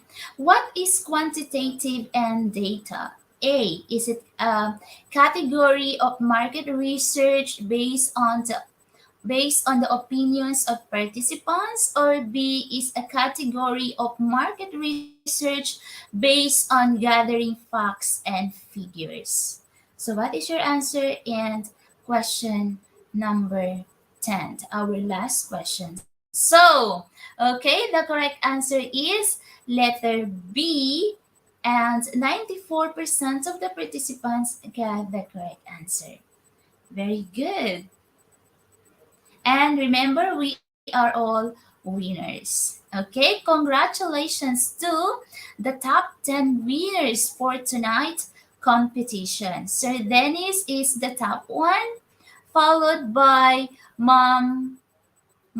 Jenny, Paul, and Mom Chini. I hope I pronounced your name correctly. Mom Raquel, Mom Emily, Mom Victoria, Mom Marjorie, Mom Carmela, Mom Beverly, and Bernadette. Okay, so okay, Bernadette. Wow, perfect. She is our top one. Oh, no, I know. Okay. They got the perfect score. Very good. Very good. Congratulations.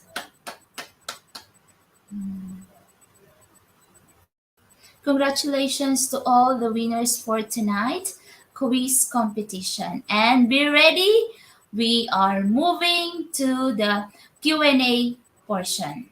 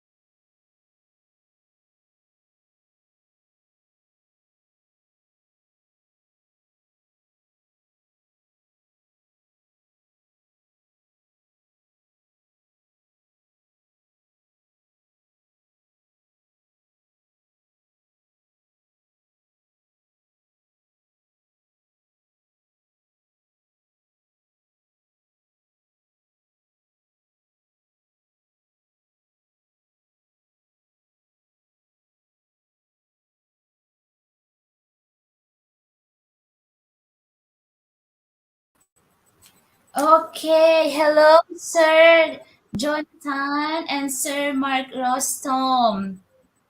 Are you Hello, ma'am. Good ready for evening. our quiz competition? And please don't forget to address the name of the speaker. Okay, so we have a first question from Ma'am Manolita. Hi, Ma'am Manolita. Good evening.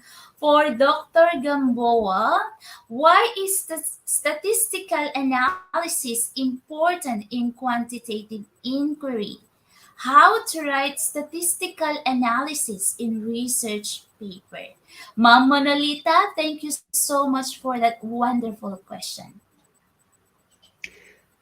Thank you very much, Ma'am Roham, and to Ma'am Manolita Oligo. One of the highlights of quantitative research is that we deal with numbers. So the concepts, the variables, we try to make sense of them by means of assigning numerical equivalents. So statistical analysis is a very important aspect of a quantitative research because by means of analyzing our data using a suitable or appropriate statistical procedure or analysis, we could answer the questions that we have identified in our proposals. And the a type of statistical analysis in our paper will be determined, no, by the data type that we include, all right, um, and the questions that we have placed in our proposal. Yes, that's very clear answer, sir. Thank you so much. And I hope, Ma'am Manolita, we answer your question clear. Okay, so we have a question again, second question from Ma'am Sumikad. Good evening, Ma'am. Okay, for both of you, in writing the introduction to a quantitative study, what tense of the verb will be used and from point of Sorry. view?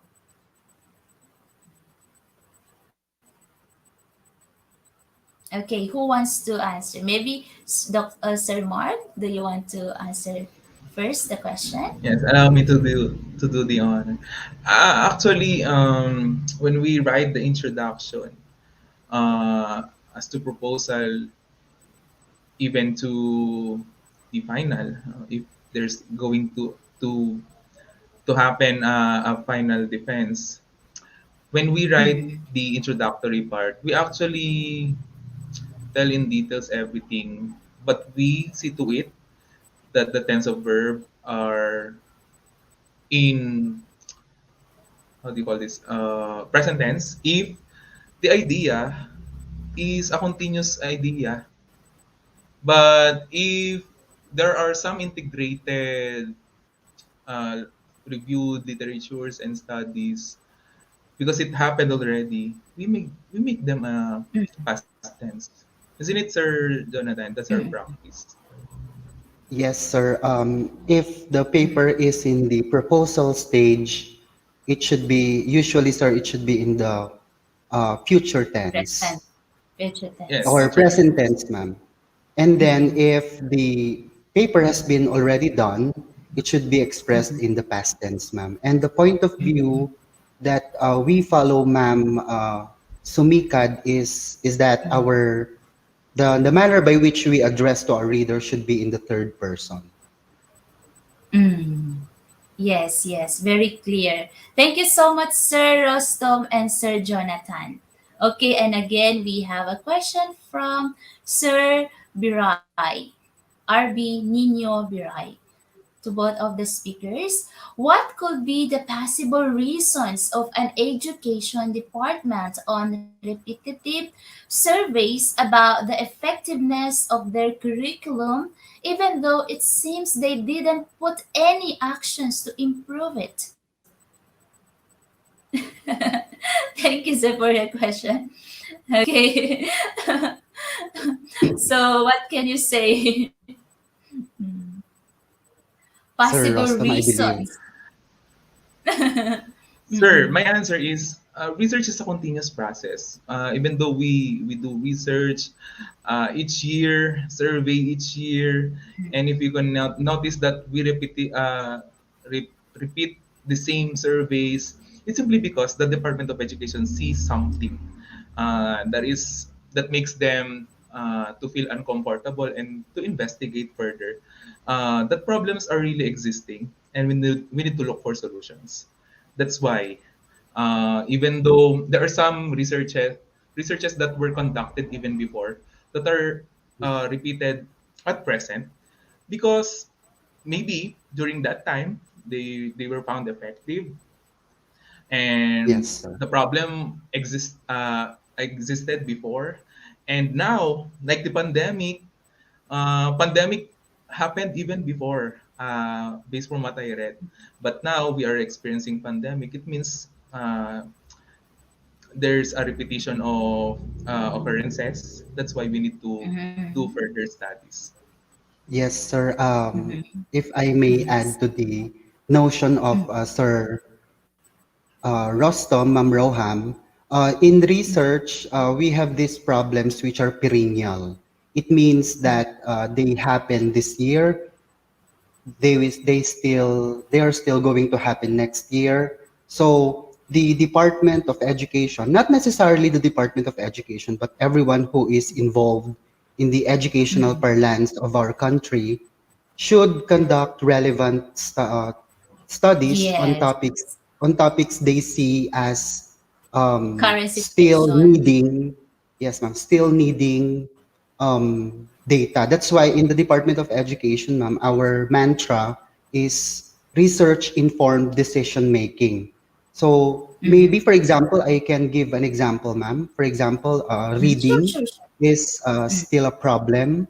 It Mm. has been a problem many years ago, but nowadays it's still a Yes. problem. That's why we keep on digging information through research so that Mm. we may be able to generate informative data which will guide us in our future decisions. Mm-mm. That's it. Yes, sir. Yes, thank you so much, Sir Jonathan and Sir Rostom, for the wonderful answer. Okay, from Ma'am Manolita again. For Mr. Valentin, sir, what is the validity and reliability in quantitative inquiry? Why should researchers never trust their research by its own merits? Mm-hmm. Yes. Okay, thank you, I Ma'am got Manolita. the Thank you, Ma'am Manolita, for that question. Suppose when I was constructing actually my PowerPoint presentation, I was actually preparing to have in detail validity and reliability. Because when we talk of validity and reliability for instruments of Mm, quantitative research, we can deal a lot of topics and time for this to deal with it. For mm, validity, we can deal with the content, the constructs. There are lots of facets we need to pay attention. For reliability, there are also lots of reliability testing. We have the split half. I'm using the holistic reliability test, the Cronbach mm, Alpha. But as to the question, why should researchers never trust their research by its own merits? I don't treat it that way. I want everybody who is mm, here, listening us also to acquire my the way I see it. Now, it's not trusting your own instinct. It's it's just you allow yourself, no, to to let others correct how they see the material you prepared. mm, Not all mm. the time when we do our instruments, it's perfectly Mm. constructed. And we should admit it Yes, as yes. researchers. And even though we can call ourselves experts, we still have Mm. experts than us. And Yes. like what I told you a while ago, when we look for experts, we also see to it that they are really experts on the discipline we are dealing with. Let's say, for example, our studies Yes. about education, yet we are going to get bank officers. Of course, they cannot. Uh, that's that's why I encourage everybody to let yourselves be checked and be validated by others. Yes, yes, that's important thing, sir. Thank you so much, sir, for that wonderful answer. Okay, and let's move on. Question from Ma'am Arlinda. Good evening, ma'am. For Dr. Gamboa, what is the best option to conduct qualitative research during this pandemic in collecting or gathering data or information from the respondents? Okay, thank you so much, ma'am, for that wonderful question. Thank you, Ma'am Ramasola, for your very smart question. Question. Actually, the question, ma'am, is so smart that it highlights Mm, one of the challenges, one of the correct. huge Mm, challenges encountered by the researchers in yes. today's pandemic time.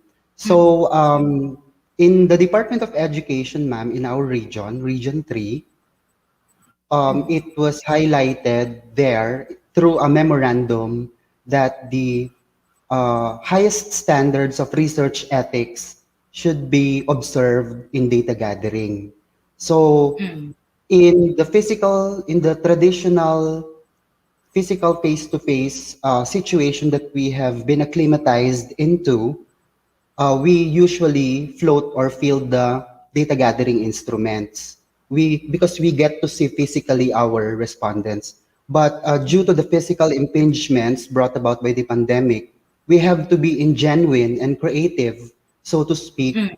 so that we could still gather data from our respondents. One useful technique, ma'am, if internet connectivity is given, we could make use of Google Forms, no? We could Mm. make use of social media platforms if uh, Yes. if our respondents have the capability of getting connected through internet.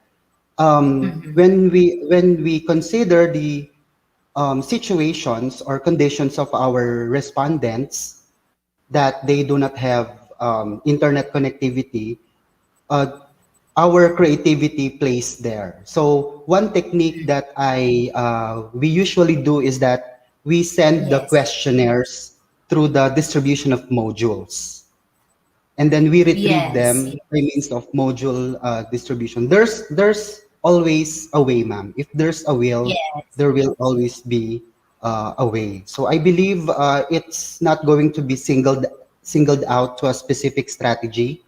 If a researcher really likes to get information from the respondents, there is, I think, there is a way, ma'am. So those are just Yes. possible techniques, ma'am. Thank you very much, Ma'am Arlinda. Exactly, sir. And very smart answer. Thank you so much, sir. Thank you so much. Okay, so another question from Sir Tesalona. For both speakers, sirs, I'm still confused with the philosophical underpinnings of the quantitative research. I am having a hard time on both differentiating the two. What is the best difference between the ontology and epistemology of the quantitative research? Okay. Thank you so much, Sir Tesalona, for your question.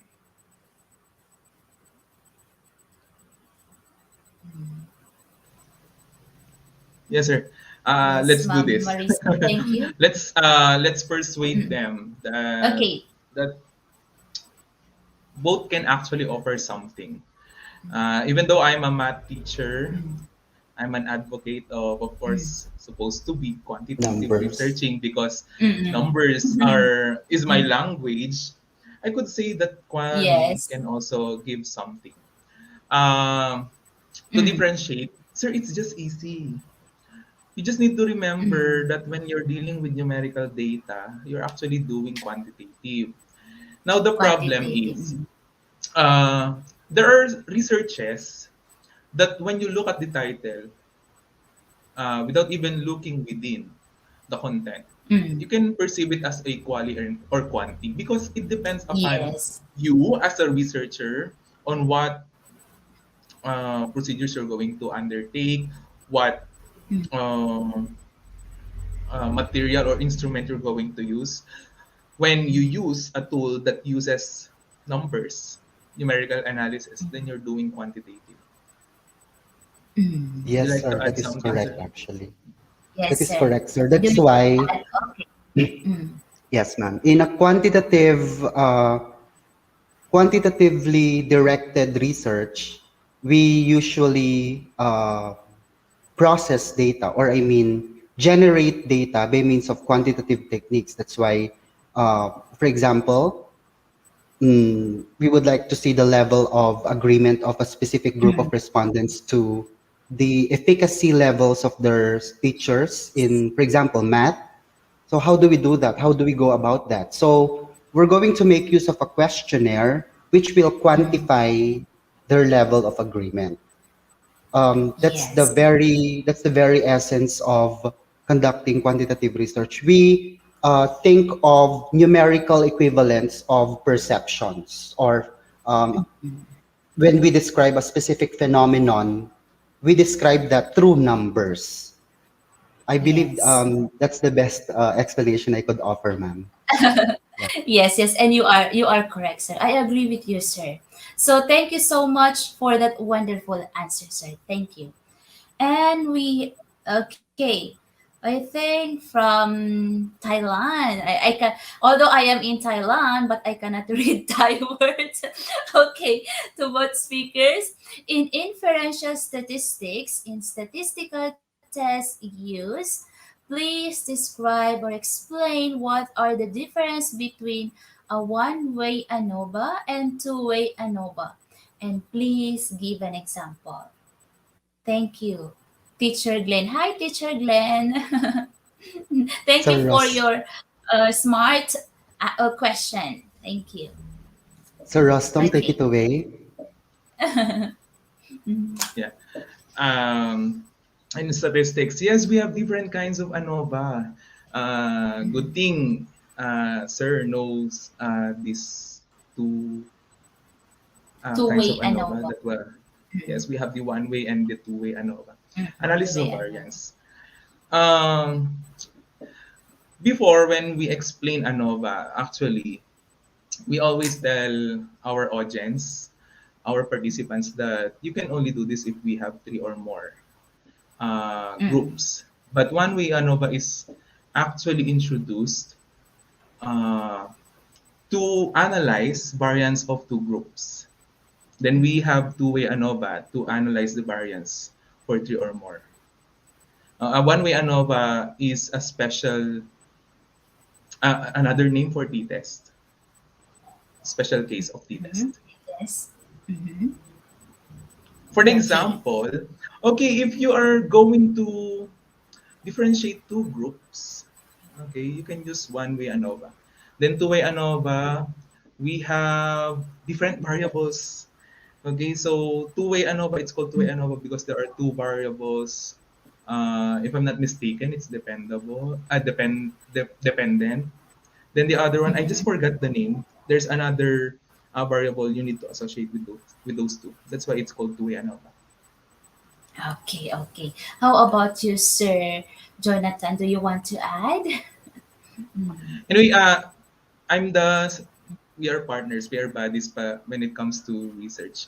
Um. When Sir Jonathan uh, asked me sometime a favor to do the statistical analysis when it comes to research projects, Analysis. because he's more inclined with the Cons- concepts, Okay. because he's an English teacher. Conceptualization, yes, ma'am. I'm more of finding the right variables to include, like that, or conceptualization of a research proposal. And then in the statistics part, I always consult Sir Mark Rustom, ma'am. And we also belong Partner. to Mm. the direct, ma'am, in our division. It's a research team Yes. which Mm. assists or provides technical assistance to teachers, of course, with our Mm. SEPs, Ma'am Queenie Ann Palafox. Okay. Thank you so much, sir, for that wonderful answer, sir. Thank you. And I hope, Ma'am Glenn, we answer your question clearly. And another question from Sir Alan. Okay, because we are also live on YouTube, as you can see from YouTube. For Sir Mark, what are your opinions on considering the results of Likert scale as an interval ratio? Some argue that it can only be ordinal, thus many parametric tests cannot be used on it. Mhm. Thank you again for this question. In my practice, uh, when you go back to the definition of ordinal interval ratio, suppose Likert scale would fall under ordinal because they show orders and rankings. It's a misconception because when we answer Likert scale, sometimes questionnaires don't provide the descriptive equivalence of those numbers. That's why some researchers treat them as if they were interval or ratio data. But in my practice and also for with my further readings, it should fall under parametric test because it can be classified as ordinal. Mm-hmm. Okay. It should be. Very nice Allow answer. me to add more. Speaking of Sure, sure, sure. Likert scale, in our country, Philippines, we are used to using 5-point Likert scale. But if you're going Mm, to extend readings, some countries do good practices such as increasing the number of point scales in their Likert scale, like using 7-point scale, 9-point scale. That's good. That would be better because there are descriptions in between numbers that we cannot get. That's why we need to adjust our Likert scales to show further descriptions between these responses from the respondents. You compare responses from Likert scales that uses 9-point to 5-point scale or 3-point scale. Of course, we would yeah. like to read more and learn more with the 9-point scale. All right. Mm. So I hope our Yes. audience did get something about it. Yes, yes. I'm pretty sure, sir, they understand. Thank you. Thank you so much, sir, for that nice answer. Okay, from Mom Jean. Hello, Mom. For Sir Valentin again. What kind of research can be used in conducting research about reading comprehension? Thank you, Mom, for your relevant question. Thank you. Okay, so Right, what kind Sir of Jonathan, research? allow me, even though this is your line of specialization. Actually, you can help it. You can answer both, sir. You can also add if you want to add answer for this Yes, sir. question. Mm-mm. Since the question is addressed to me, allow me first to give my insight about this. Actually, I would like to give a question back to Ma'am Jean because when you talk about reading comprehension and her Mm-mm. question gives me uh, so many things to think about. I just do not know what specific about reading comprehension is she looking for.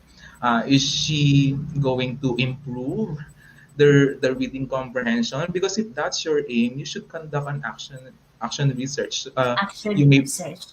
Yes, you may provide solutions, interventions that are readily available for to Mm-mm. solve your problem. But if you're going to investigate first, ma'am, reading comprehension, what level of reading Mm. comprehension do your students have during pandemic? It's just descriptive.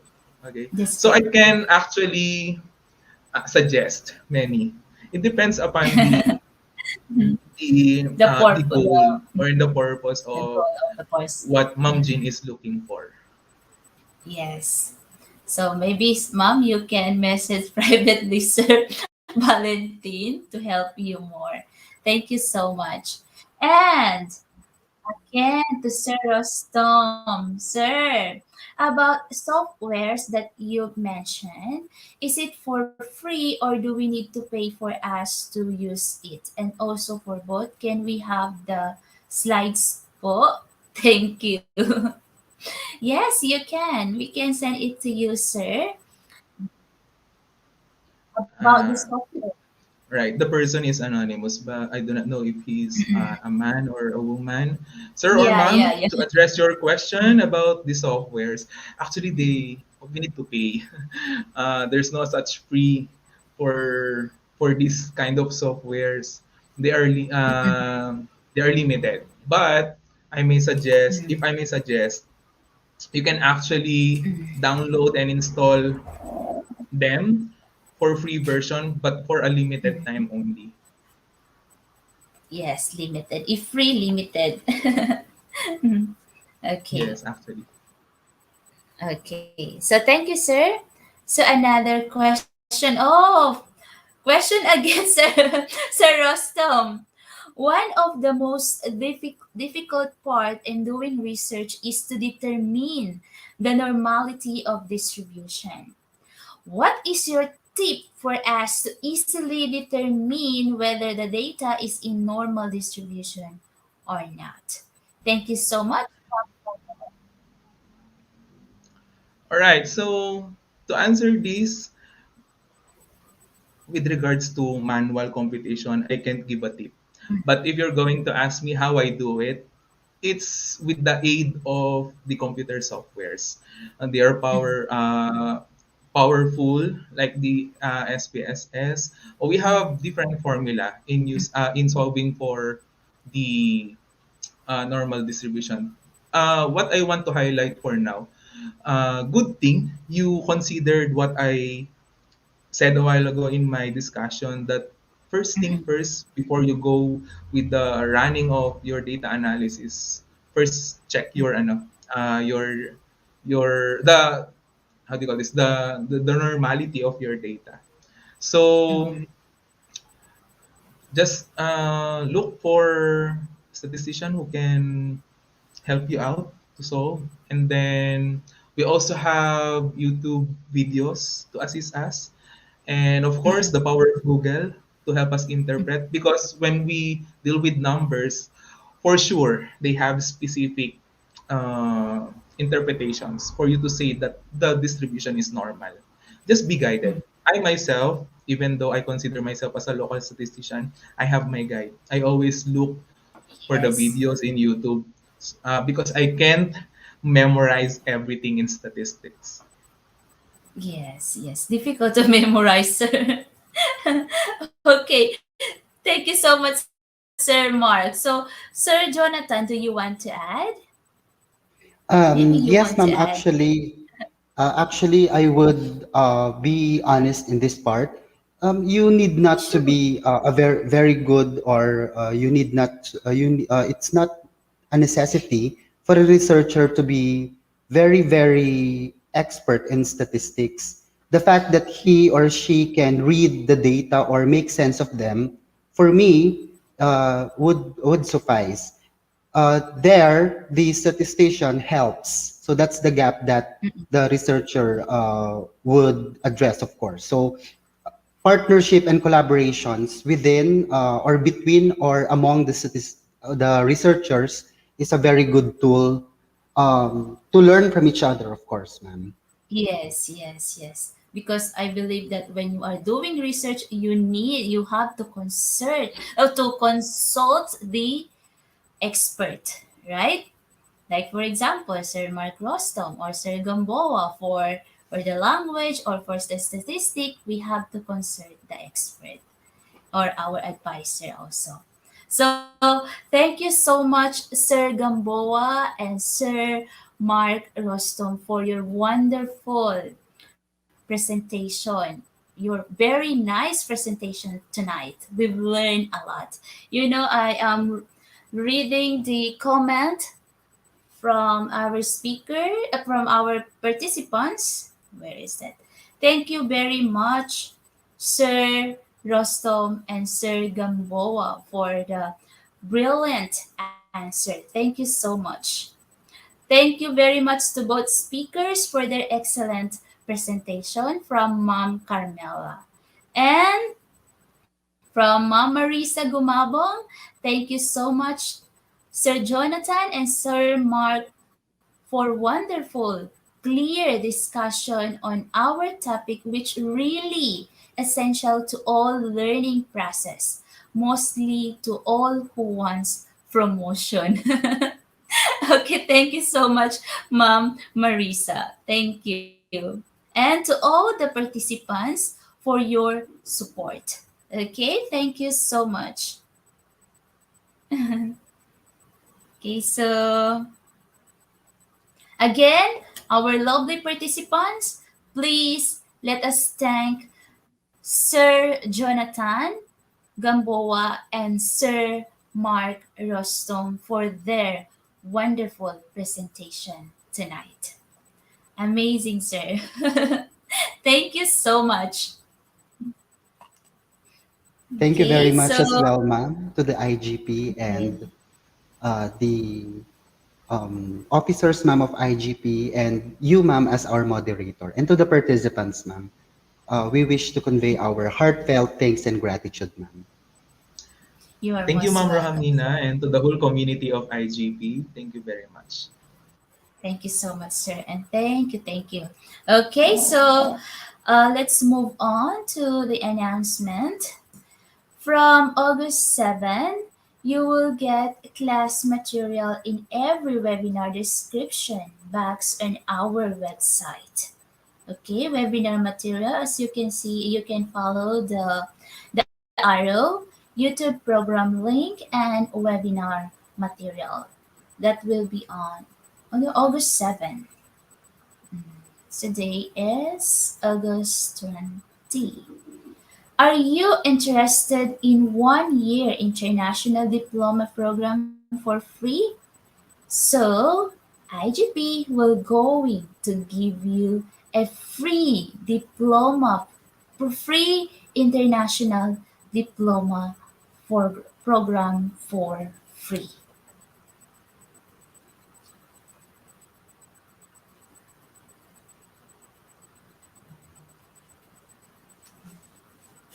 Okay, happy announcement, which is an offer from IGP on the occasion of the anniversary of IGP. This is for all our participants for international diploma certificate. Every government has some rules. Like you have to must learn 250 hours. That's why we decided to collect our certificates from you, which can ensure that you are capable of international diploma certificate.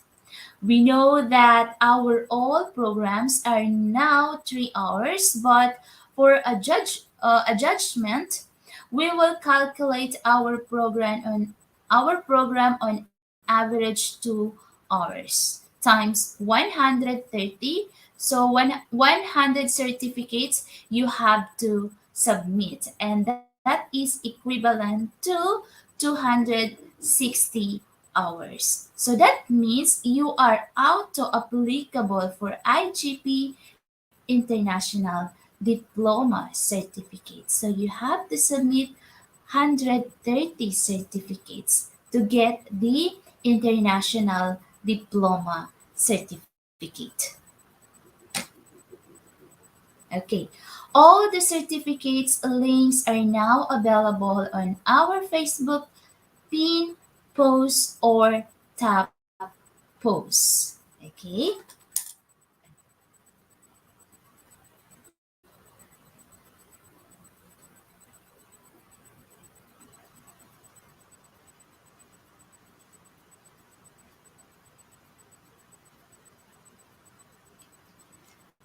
What you have to do: collect all the certificates from our website from 15 August 2020 to 10 August 2021.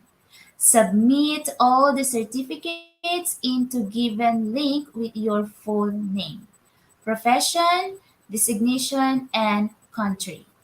So now, okay, thank you so much, IGP. So actually, our deadline must be on August 20, but now the deadline of submission is on August 30, 2021. So we still have time to collect our e-certificates. And thank you so much, IGP, for that adjustment. Thank you.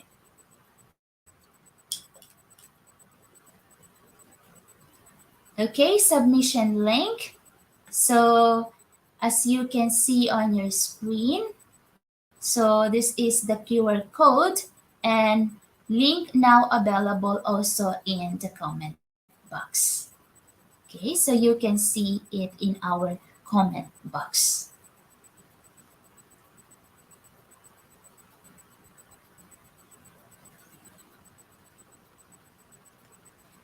To make IGP anniversary remarkable, we need your support. To build a powerful IGP learning community, invite your all friends in this page, group, that we can serve more and more people with free education. Facebook page, as you can see and on your screen, now we have 55,000 followers. Amazing. And we need 10,000 or followers Facebook group, as you can see on your screen. So we have the target number of members. So please, our lovely participants, share this webinar in your community, or you can also share it with your friends. We have a target followers. Okay, so please help us to share this webinar in your community. Are you looking for an opportunity to work with IGP internationally?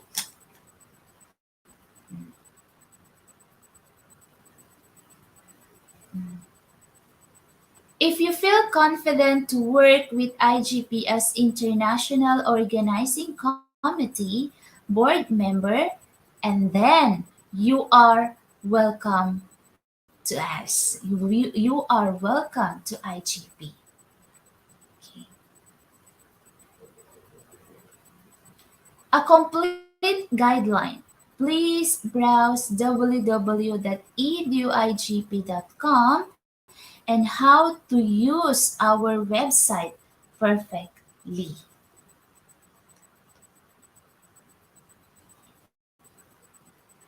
Sign in and sign up. If you are new, create your account. Okay, as you can see on the right side of your screen, the arrow there. If you have an account, then log in directly. After that, find the seminar title and get enrolled. Type 1 from any one program. Okay.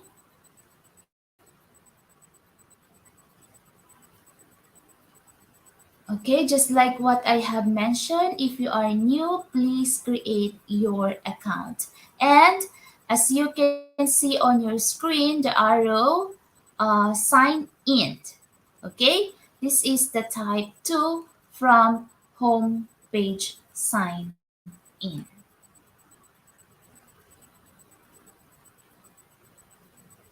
Enrollment process. Okay, this is the process on how to enroll. Okay, type 1 from home page, our webinars. As you can see on your screen, the red arrow, just click our webinars.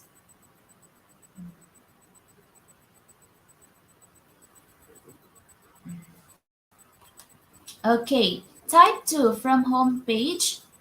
Okay, all free webinars. Okay, just click all free webinars. This is the type 2 and you can see it from home page, all free webinars.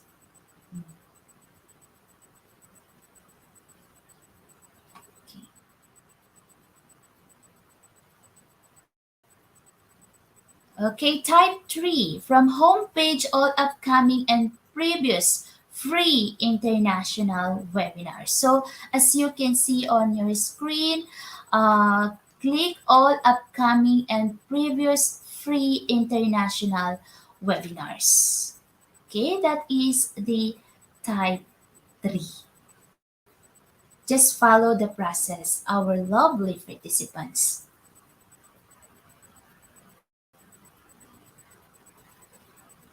Okay, so type 4. From homepage, check our webinars and check our webinars there. As you can see on your screen, just follow the process, the enrollment process. Check our webinars.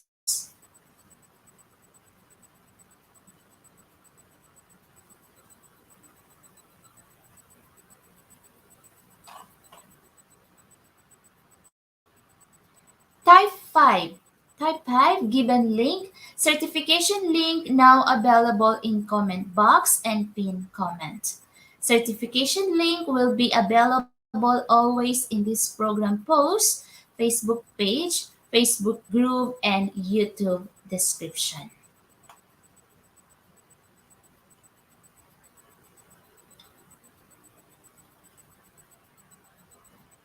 Free courses coming soon. Okay, so just wait, and we have a free courses offered by the Institute of Global Professionals. International awards and coming soon also, awards coming soon. Okay, so this is all brought to you by Institute of Global Professionals.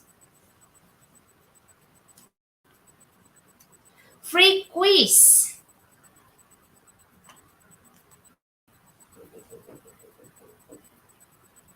coming soon.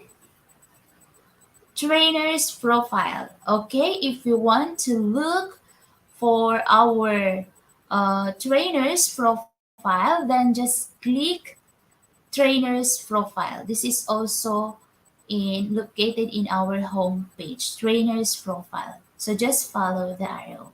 Become a patron. Okay, this is interesting.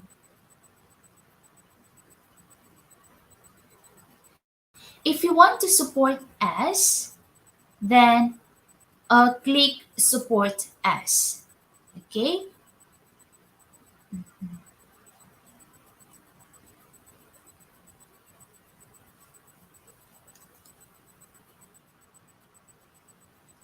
Join IGP community.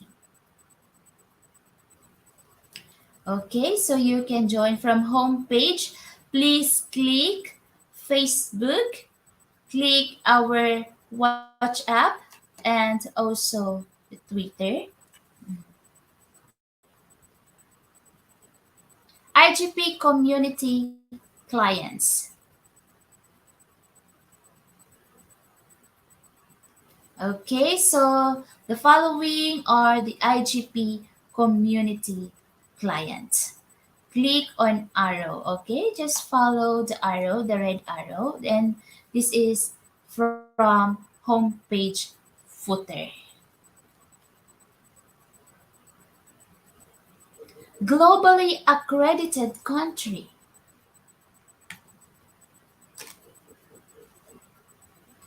International recognized, globally accredited. So click on arrow. Okay, and you can see the internet. You can see that our webinar is internationally recognized or globally accredited.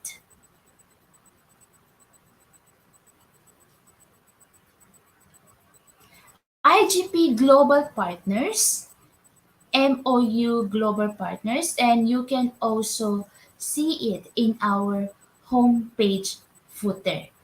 Just click the one on your screen. Just follow the red arrow.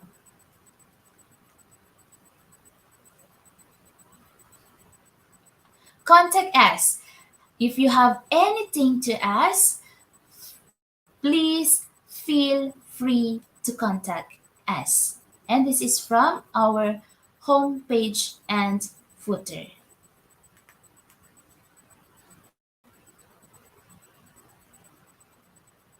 Certification process. Okay, now we are in the certification process step by step. And today's program name, Concepts and Components of Quantitative Research.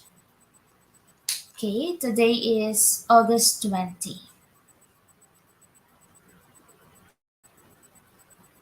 Okay, certification link, as you can see on your screen, is now available in comment box and pin comment. Certification link will be available always in this program post, like Facebook page, Facebook group, and YouTube description.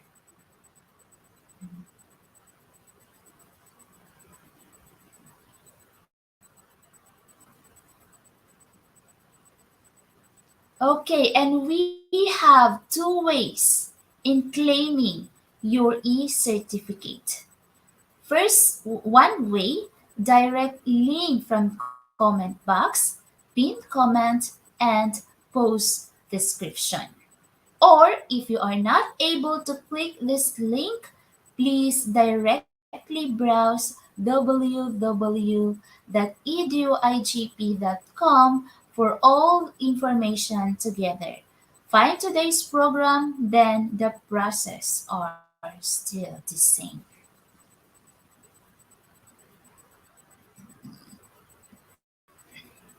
Okay, our step 3. Now browse www.eduigp.com or given link you will redirect in this page of our website. Please click enroll now.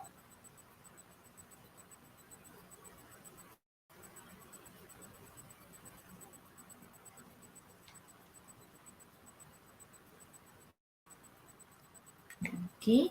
And again, if you are new, please make sure that you will create a new account. Okay. And then if you have an account, then log in directly. After that, find the seminar title and get enrolled.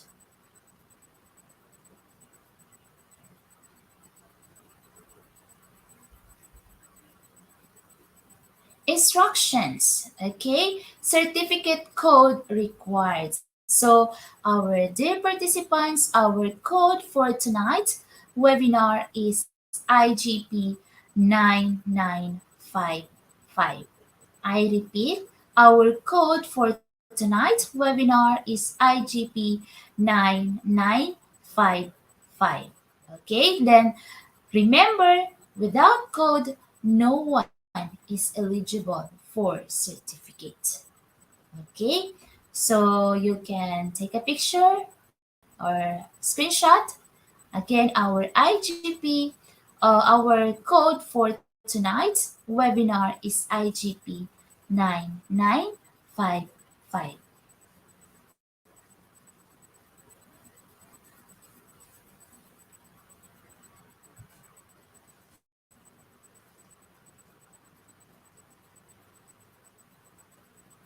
With code, you can claim your certificates anytime. Okay? Just remember our code for tonight's webinar IGP 9955. And now you have the code. Just enter the code, in the box, your certificate code, then get your certificate.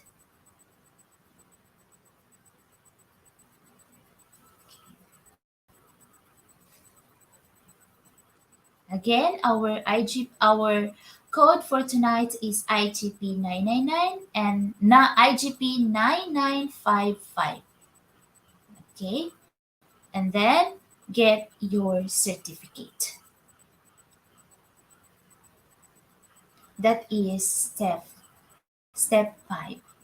Okay, our free international webinar certificate is auto downloadable in PDF file. So check your device file manager. Sometimes it looks uncompleted, which is for your mobile screen size. In PDF file, everything is okay. Yes. If nothing is found in your file manager, please check your browser setting or update your browser or try with another browser or try it from a laptop or desktop. Okay, so I think it's better to use laptop or desktop when we are downloading our e-certificate. And this is an example of certificate of participation. This is our step 6 and step 7. Your certificate is ready. Okay, remember that our your certificate is accredited by ISO. And the certificate verification, as you can see on your certificate also.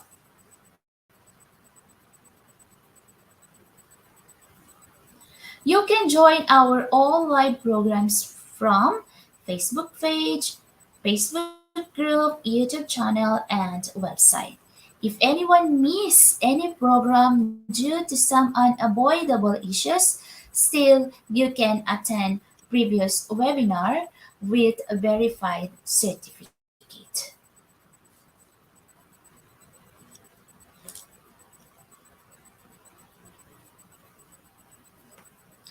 Dear participants, if any problem raised to claim your certificate or any other issues, please don't be hesitant to contact us.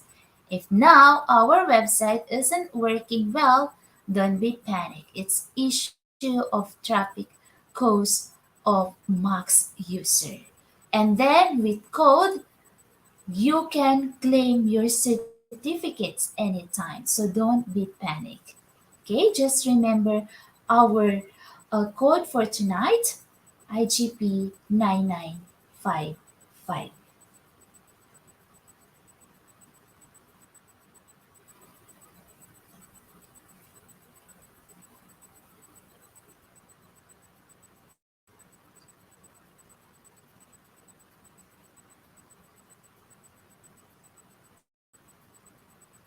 Okay. Our core team members are always ready in comment section to support you to find solutions. Okay, team customer service representative in FB page, Mom Janet Cablao and Mom Cherise Apejo Cabiros. In YouTube channel, Kelvin Lenatok, Joel Danog, and Sir Jeffrey Sayag. And in FB group, Mom Sherilyn, Mom Jonas, and Mom Alonso Warren Cariaga. I hope I pronounced your name correctly. And thank you so much for your support. And you can contact all these persons. They are very active to answer your question. And team customer service representative, okay, Ma'am Cherise Apejo and Ma'am Janet Cablao. Okay, they are very beautiful.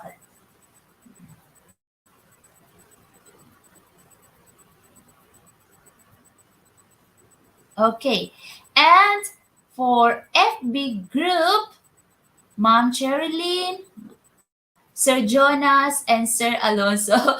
Okay, sir, I'm so sorry, Sir Alonso. I thought you are a woman.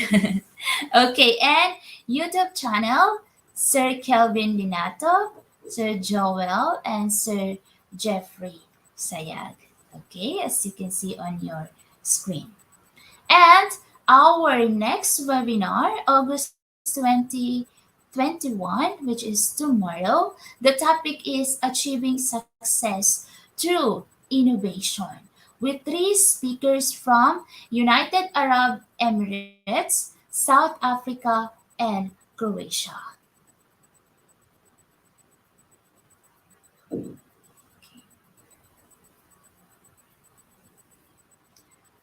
August 22, topic Communications and Leadership in the Workplace, with two speakers all the way from the Philippines.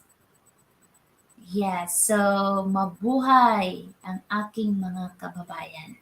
August 23, Leadership in Education, with three speakers from South Africa, Switzerland, and of course from Croatia.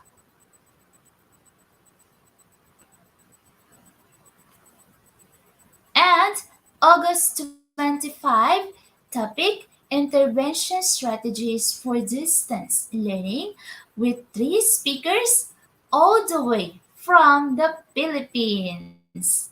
Wonderful topic intervention. Okay. And August 25, Social Emotional Teaching and Learning Management, with three speakers from Greece, India, and Georgia.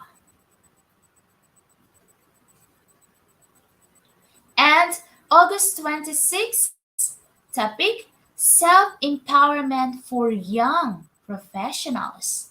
Another wonderful speakers from the Philippines.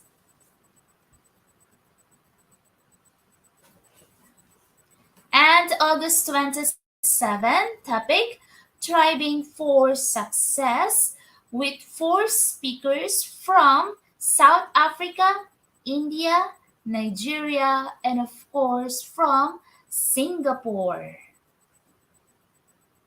Yes, Ma'am Marisa Gumabong, mabuhay.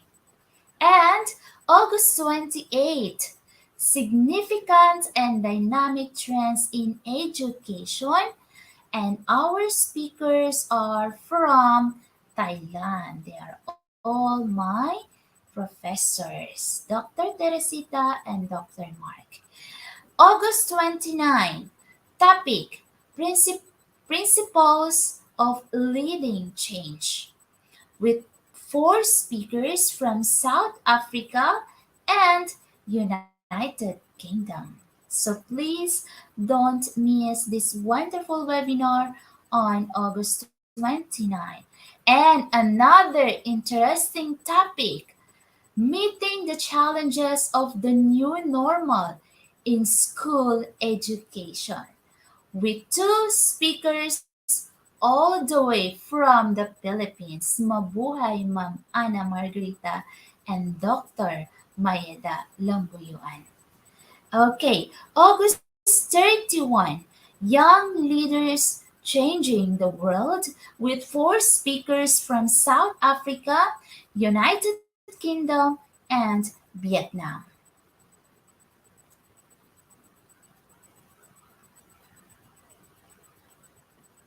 And September 1, we have another interesting topic redefining education with two speakers all the way from India, Mrs. Bimi and Mrs. Jaswinder.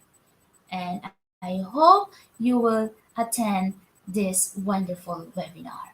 And September 2, topic the importance of developing the skills of young people with three speakers from India, Nepal,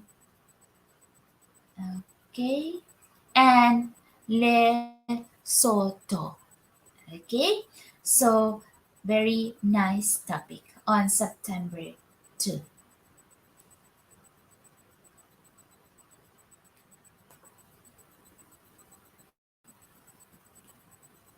September 3, importance of curricular activities in teaching and learning process with three speakers all the way from India and from Sri Lanka.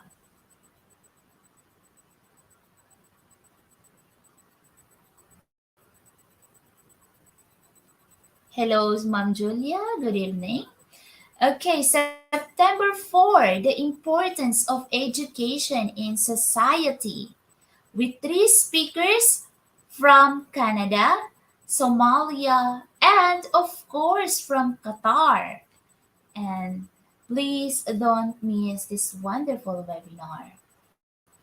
Okay.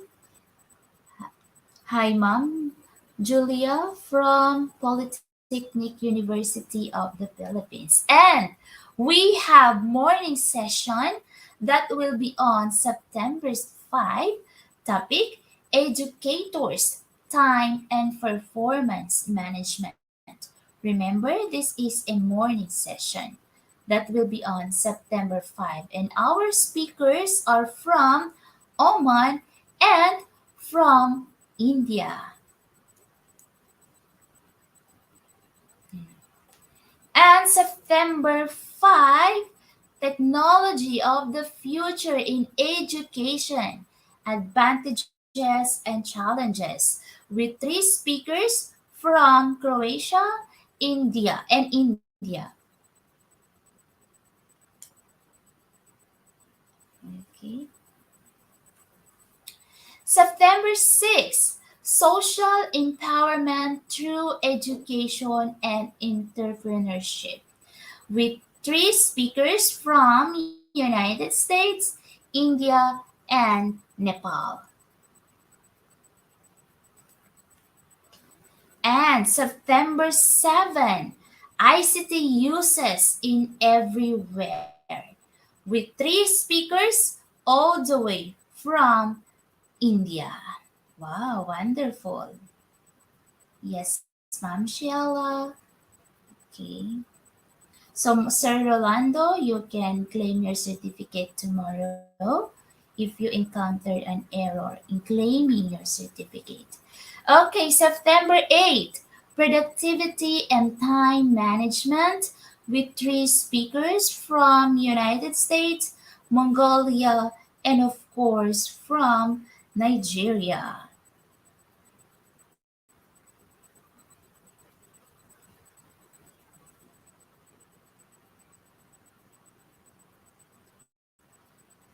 Okay.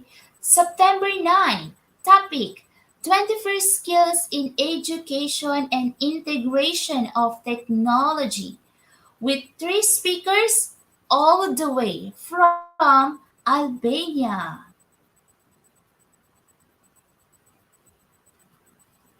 And September 10, importance of information and technology. Our speakers are from Australia, Ghana, and of course from Croatia. You are all welcome. And Ma'am Dina, you can download your certificate tomorrow. September 11, supporting learning through interactive learning tools. Our speakers, three speakers, are all the way from the Philippines. Okay, September 13, topic research methodology and literature review with two competent speakers from the Philippines.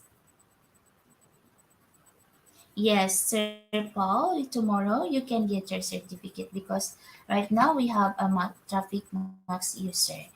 Okay, September 15, impact of quality education in a new normal with two speakers all the way from the Philippines. Okay, and September 17, financial education. Again, we have speakers all the way from the Philippines.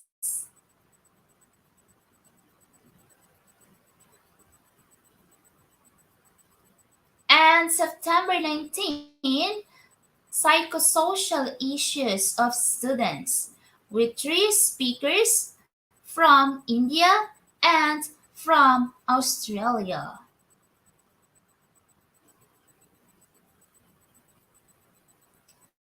And our day off 23, day off. Okay? And September 24, character information in educational leadership with two speakers all the way from Philippines. Okay, Sir Roden, the code is IGP 9955. Okay, September 25, learning across areas of math, social studies, and assessment with three speakers, again from the Philippines. Mabuhay kayong lahat.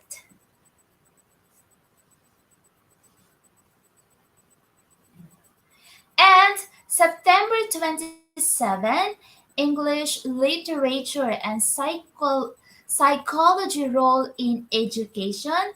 Again, we have two speakers from the Philippines. And September 29, topic communication skills in teaching and learning process with three speakers from Vietnam, India, and Greece.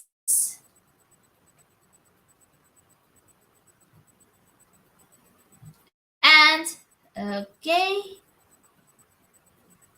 so that's all for tonight. Again, thank you so much for joining us for this wonderful evening. Thank you so much. And Ruhamina signing off. Thank you.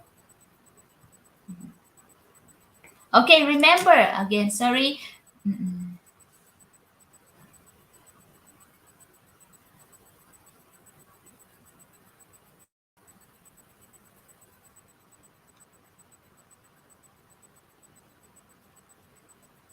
Okay, thank you. Good night. Thank you so much. Good night to all of you. Thank you.